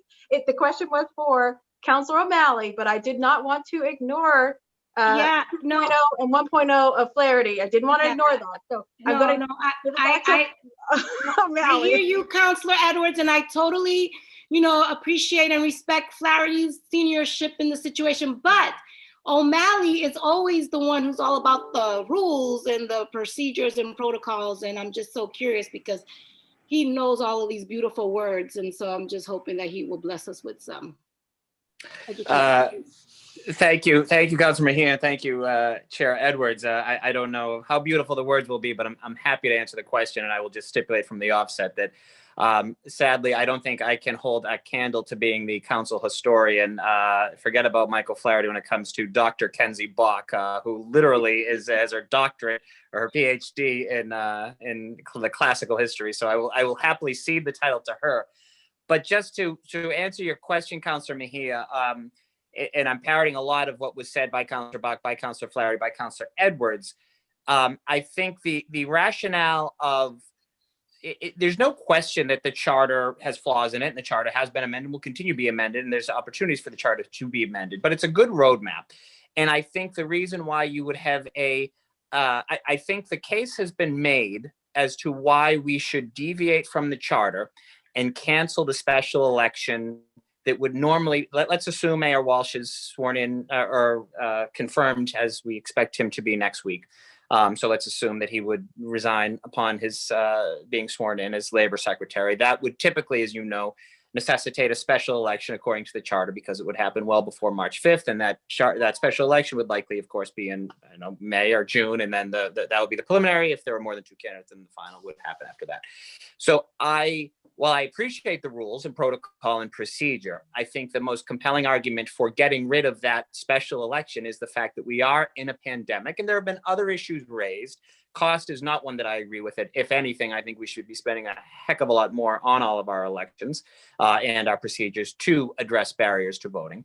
But the fact of the matter is because of state law, and this is a large quibble that I have with many in our state legislature, particularly the Secretary of State, we cannot offer no excuse absentee ballots, which means there could be a health risk. And that's enough for me. Anything we can do to protect the health of Bostonians, we ought to do, even if it means deviating from the charter to get rid of the special election. So I will happily concede that point. Obviously want to do what is safest for my constituents and my neighbors and our family. The reason why, and I wouldn't even qualify this as, I think you said tension and some other words. I actually think this is probably the best conversation that we have had on this process over the last 3 weeks or how long we've been having this discussion. I think there has been some, I think it's the conversation has deviated a bit, but this is actually a very honest and I think hopeful conversation on what we should do. So the reason why I support the initiative that Councillor Bach has managed today, that would put us back in line with the charter, despite the fact that we would potentially get rid of the special election slated for this spring/summer, is that it would go back to revert to making sure that whomever is elected mayor at the typical municipal election this November would be sworn in upon certification, which, as we know, would be 10 days or so, with the potential that it could be longer. This is my long way of using these beautiful words to get to the point to answer your question. Okay. The reason why it's important to swear that individual, whomever she or he may be, upon certification is that it establishes that person as the full mayor as opposed to acting mayor, which there have been some concerns about powers. It allows that person to serve with the mandate of having been elected citywide with a majority of the vote. And thirdly, it does create better stability for the office because it's a duly elected individual. Now, the point you can make is, well, what's the difference between November 16th and January 4th? And you're right, it's not a long time. But the Menino example that I use, and again, I'm well aware that that was a non-mayoral year, and it's why I changed things off, changed the calendar, because of course Ray Flynn, Councillor Flynn's dad, was elected in 91. He decided not to seek re-election. The change here is that it was a special election, but it was still in concert. It was close enough. Mayor Flynn did not resign until I believe it was July 13th or 14th. So it was that short period that would then allow for the special election with the typical municipal election. So actually, to Councillor Flaherty's point, I don't believe former DA Comley served in a special capacity. I think he was just elected because Tom Menino had foregone running for re-election to his District 5 seat. I, on the other hand, won a special election, had a less than 2 week transition before I was sworn in. And in that time, as was correct, it was about a 3-month period where my predecessor had stepped down. So there was no District 6 councillor. And of course, other district councillors. Just so happened there was an at-large councillor from JP and an at-large councillor from West Roxbury at the time. So District 6 was well taken care of during the interregnum period. Okay, but I'm- O'Malley, you're gonna take up my whole little time. Let's get to No, the point so I you will have the can. time, Counselor Mejia, you will have the time to finish after him, but you did ask him Hurry a up, question. O'Malley, get to it. He'll answer. Well, I've it. gotten to it, Councilor Mejia. The question is that it create swearing in a mayor who's elected citywide after the election in November will provide for stability for the city. It will clear up confusion around acting mayor powers versus full mayor powers, or just being mayor powers. And it also provides the mandate that individual will have, having been elected citywide. So those are three reasons that I think are quite compelling. Yeah, and I would say, Chairwoman Edwards, no more from O'Malley this whole session. Okay. I didn't say that. I did not say that. I'm teasing. So I do have so thank you for that dissertation, O'Malley. Really do appreciate it. But I do have another question, right? Because for the folks who aren't paying attention to politics, like so many of us do, it'll be quite confusing to go to that every year, whenever we have a mayor, that transfer of power happens in January, right? So I just think that this notion of stability, I think it would be confusing for a lot of folks to have a mayor come into office this year instead of the next year. So I just think that would be a little bit awkward for some folks who aren't uber political like some of y'all. And I just think that there's something to be said there in terms of the stability. And I think that some people will question whether or not we feel safe. And so I just want you to just be super mindful of like the optics and what this is going to say to a lot of folks who are paying attention and thinking about this transfer of power. And I'm just going to name it because it's always the elephant in the room. And, regardless of whether or not you like where it lands, I'm just going to speak it because that's just who I am. It's just that, and I don't want to just bring race into and gender into this, but, as a woman and as a woman of color, it just feels to me that there will be that residue in terms of who is the person that's assuming this role and this need to hurry up and get her out of it, regardless of how the charter was written.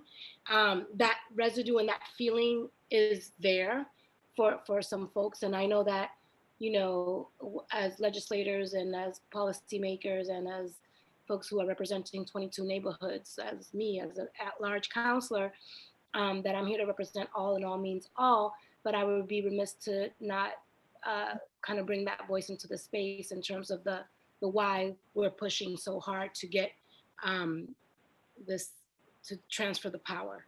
And that may not be what the driving force is behind any of your intentions, but I just think that people of color often feel like there's always a motive as to why our power is always trying to be minimized. And so I'm saying that out of a feeling. It's not a fact.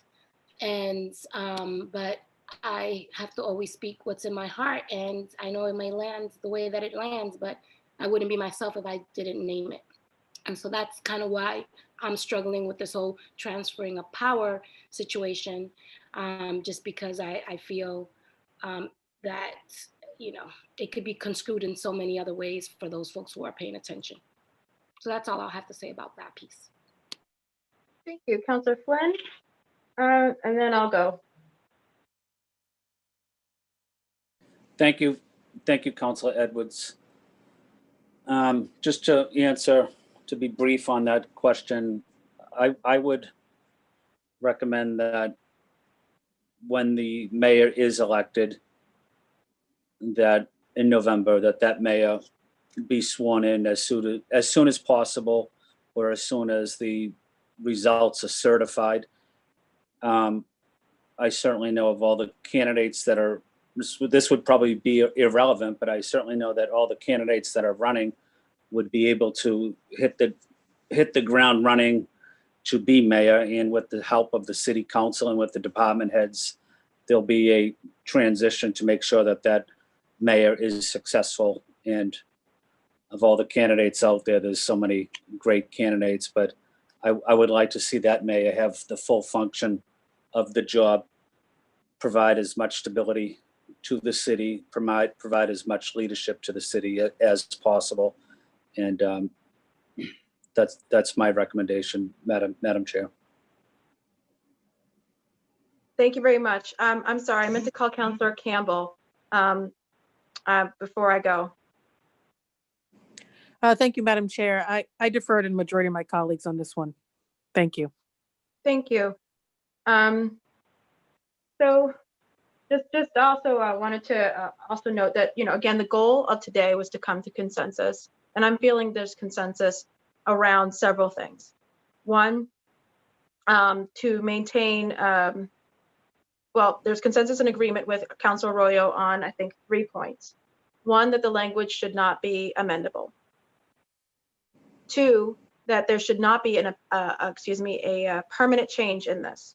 We also agree that with Councilor Arroyo that we should also not try to do any stopgap or kind of defensive move, depending on an unknown date or time in which the mayor may leave. And then there is I think there is growing consensus or majority consensus on assuring that the language that we do put in is simple, is consistent with the charter as it is written right now, and also doesn't add any additional definitions. So essentially, I hear consensus with foregoing the option C as proposed by Councilor Arroyo and sticking with the option B, which is to just maintain the charter as is for the rest of it. So that's where I'm seeing as the chair where the consensus is going. And I'm going to come right to you, Councilor Arroyo. You raised your hand. Is the floor mine? Go ahead. And so I would just say that I agree, Councilor Edwards. What I've heard is the permanent change should be a separate vehicle, which is one that I'm happy. It sounds like me and Councilor Bach are probably the most passionate about this, and so I'm happy to take on that work with Councilor Bach. So that sounds like one thing. When it comes to the legislature having amendment language, it sounds like we're in broad consensus not to do that. I certainly don't want to do that. On the structure of the wording, specifically how we make it the most simplistic possible way, I like Councilor Bach's suggestion about after March 6th, but I wonder if it would make more sense not to just copy the actual language from the charter, which says as if after 16 months or something like that, because that's the actual language in the charter, whatever it is, rather than the exact date. But I think these are quibbling over little things, and I think we can solve that. The only issue that I have is the date that we choose as the transfer of power. Clearly, as written, it says January. I think it is actually true, and I agree that the charter seems to make explicit that November would be what it would be if we followed through that way. And though I don't necessarily agree that it makes the most sense in a pandemic or in a state of emergency, I also, hearing folks' concerns, hearing where folks are at, I also agree that this is something that we can do. I think if we want to make this as simplistic as possible, if we want to follow the charter, to me, that sounds like a doable change. I think at the end of the day, what we're talking about is a difference of like 3 or 4 or 5, 6 weeks. So, I think there's a number of cascading issues that would come from this, depending on how that goes. But I also don't think it's a matter worth putting this special election change into danger. Mm-hmm. And so if the question here is about finding consensus, after hearing from my colleagues and their concerns, it sounds like the only point of contention is this. And if that's the only point of contention, then it's something that I'm willing to come to consensus on, even if it's not something which I want to be clear, I don't actually believe it's what's in the best interest of the city, but I do believe it's what's in the best interest of building consensus. And so if that's where we are, then I'm happy to move forward on moving in the direction where what we're saying is just what the charter says, specifically in the way that it's written. And so I'm happy to do that. And I guess the one other question that I have, because as an attorney, this certainly seems final to me, but I'm assuming there's some reason why we're expecting that this isn't the case. Section 2 says the provisions of this act shall take effect immediately upon passage. To me, that reads like even if we have a special already called, if this gets passed at the highest level, which would be the governor's pen, that immediately it takes effect, which to me would cancel that special. And so I'm just trying to figure out if we actually think that section 2, which says the provisions of this act shall take effect immediately upon passage, doesn't already override a called for special election. Since I'm the one who I'm going to go ahead and answer that one on your section 2, it very well could, Councilor Arroyo. I think, there was a lot of who knows if we were going to support an amendable version. All these different things were flying around with what would ultimately be at the State House. So it could very well do that. I still, even with the timing, would want to cover the body and want to cover the city by making sure this separate vehicle also mirrors that goal. That's all. I agree with that. You're saying doing it on the order also mirrors our goal? Still, yes. Yeah, no, I want to be as safe as possible. So I think if that does it there too, that's great. But I'm just saying the way I read this, even if we had already called for a special, the provisions of this act shall take effect immediately upon passage would immediately revert us back to no special, is how I feel about that language. And I'm just trying to make sure that I'm not misinterpreting that language, or if other folks agree. No, not at all. Not at all. Okay, so I agree. We're just talking about the stopgap, and I agree with that too. And so it sounds to me, and I'll let you kind of, if you want to poll it or whatever, but it sounds to me like if that change goes directly to the date of taking office, if that change goes back to, I guess what the charter would have expressly said, which is that November change, it sounds like we have almost unanimous consensus, if not unanimous consensus with folks here. And I think in the interest of that, it makes sense to adopt that change if that's going to get us to unanimous consensus. Thank you so much, Councilor Arroyo. I agree with you. As I just said, I think the consensus was around the agreeing with you with 3 points, and then also this Councilor a box amendment. And so the consensus being that we did, again, just congratulations to my colleagues. This is what, to the State House, this is how we do work. Publicly, honestly, directly, considering all things and being very real. So I want to thank everybody for bringing up the questions of race, bringing up the questions of power dynamics. Those are good things, Councilor Mejia, and I appreciate you putting it on the table, because I don't doubt that you are representing a lot of people who are concerned about that as well. So, and I just want to say thank you to my colleagues for this amount of work. We do, so again, to the public, and I'll go through another round, but I'm having heard from the lead sponsor that he agrees with these things and these changes. I don't know how much, unless people have other additional things. I think we could conclude this working session.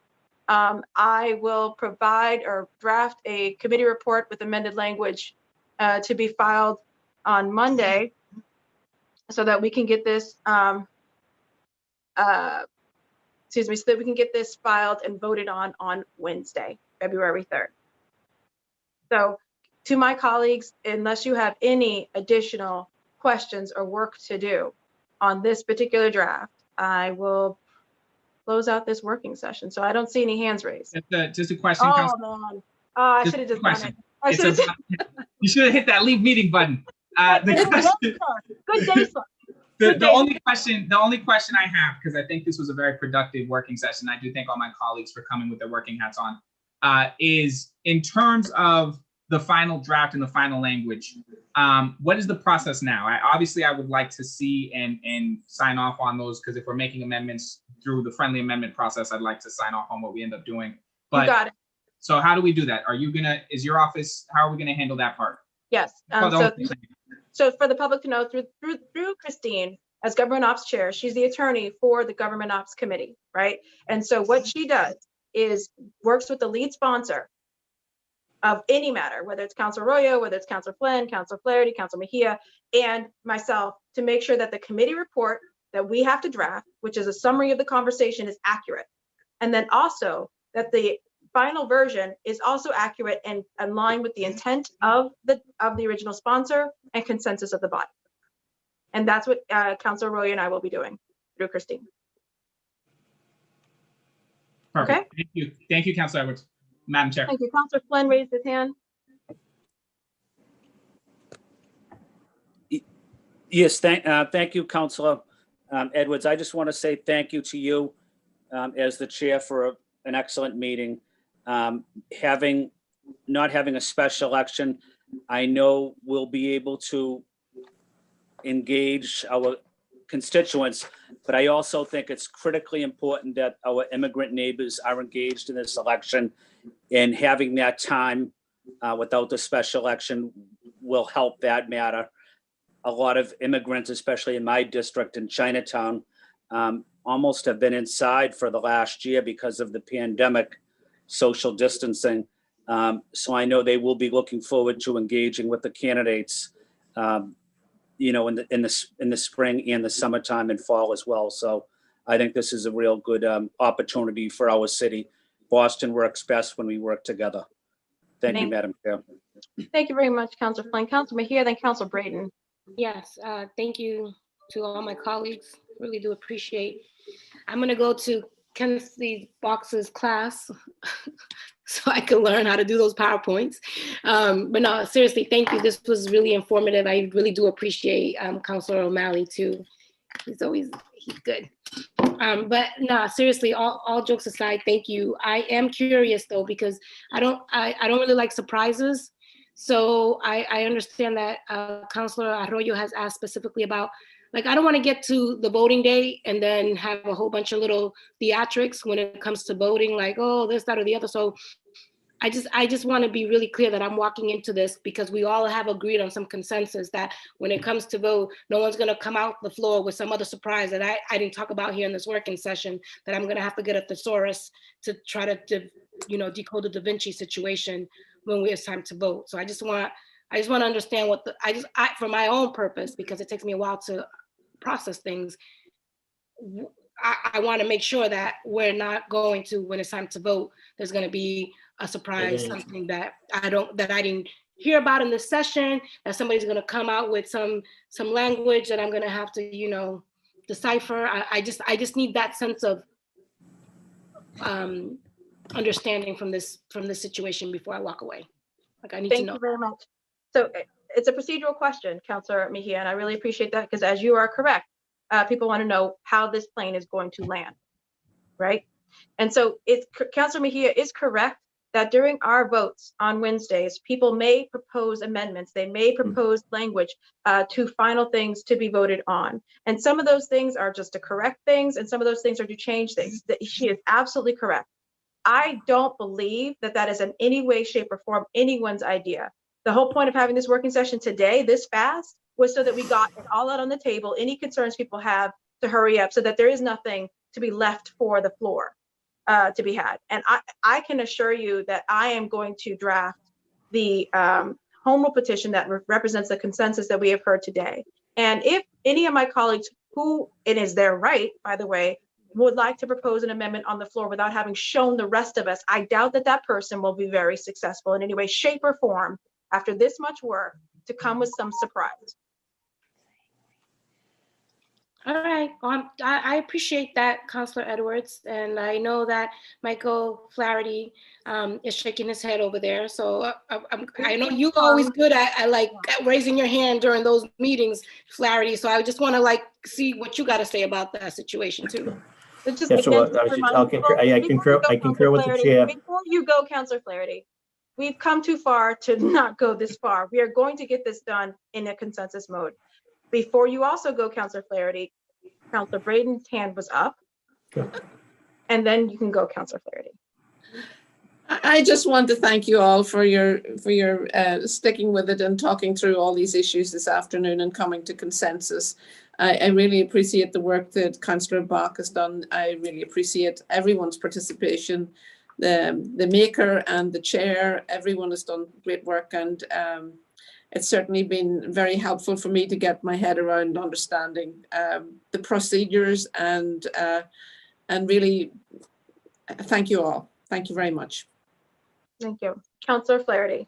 Thank you, Madam Chair, obviously, for a great working session, and also to the lead sponsor and all my colleagues, and to Councilor Mejia's point, obviously at any time pursuant to the council rules, anyone could stand and make an amendment, but I concur with the chair that given the diversity of opinion that's at this working session and sort of the consensus building, and obviously the chair working extremely hard, and also the lead sponsor, and also Kinsey Bach's efforts today with the amendments, and there's a consensus here. So I concur that I don't think that we're going to see much activity on Wednesday, if that helps our colleague. But nonetheless, everyone's reserved the right and can file an amendment, and or a colleague could see something that we didn't even discuss today, potentially, that may add value, may not add value. So it's always open, but happy to always have that discussion. Thank you, Madam Chair. Everyone have a great weekend. Good work today. Can I speak to that concern, Madam Chair, just about surprises? Because I want to make sure the public, obviously the public has a heightened sensitivity around this issue. And I just want them to be clear that, I think everybody here is attempting very much to work towards a consensus that is in the best interest of the city of Boston. And so for me, I think this working session was a good reflection of that. Everybody was coming together with sort of, these are the reasons I think this is the reason why I think that.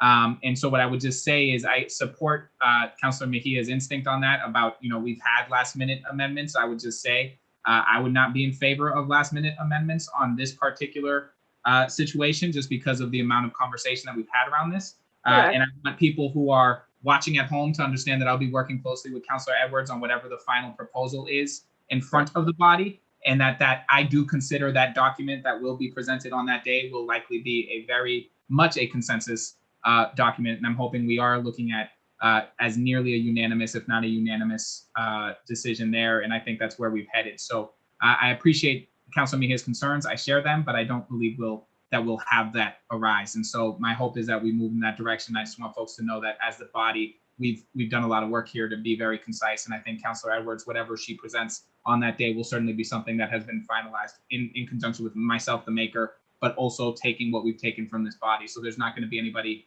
necessarily changing anything behind the scenes that nobody's seen. That's not going to happen. Thank you very much. So this time, leaving it to no chance that anyone's going to have some concluding remarks. Have a great weekend, everyone. This working session is ended. Good day. Thank you, Madam Chair. Thank you, Madam Chair. Thank you.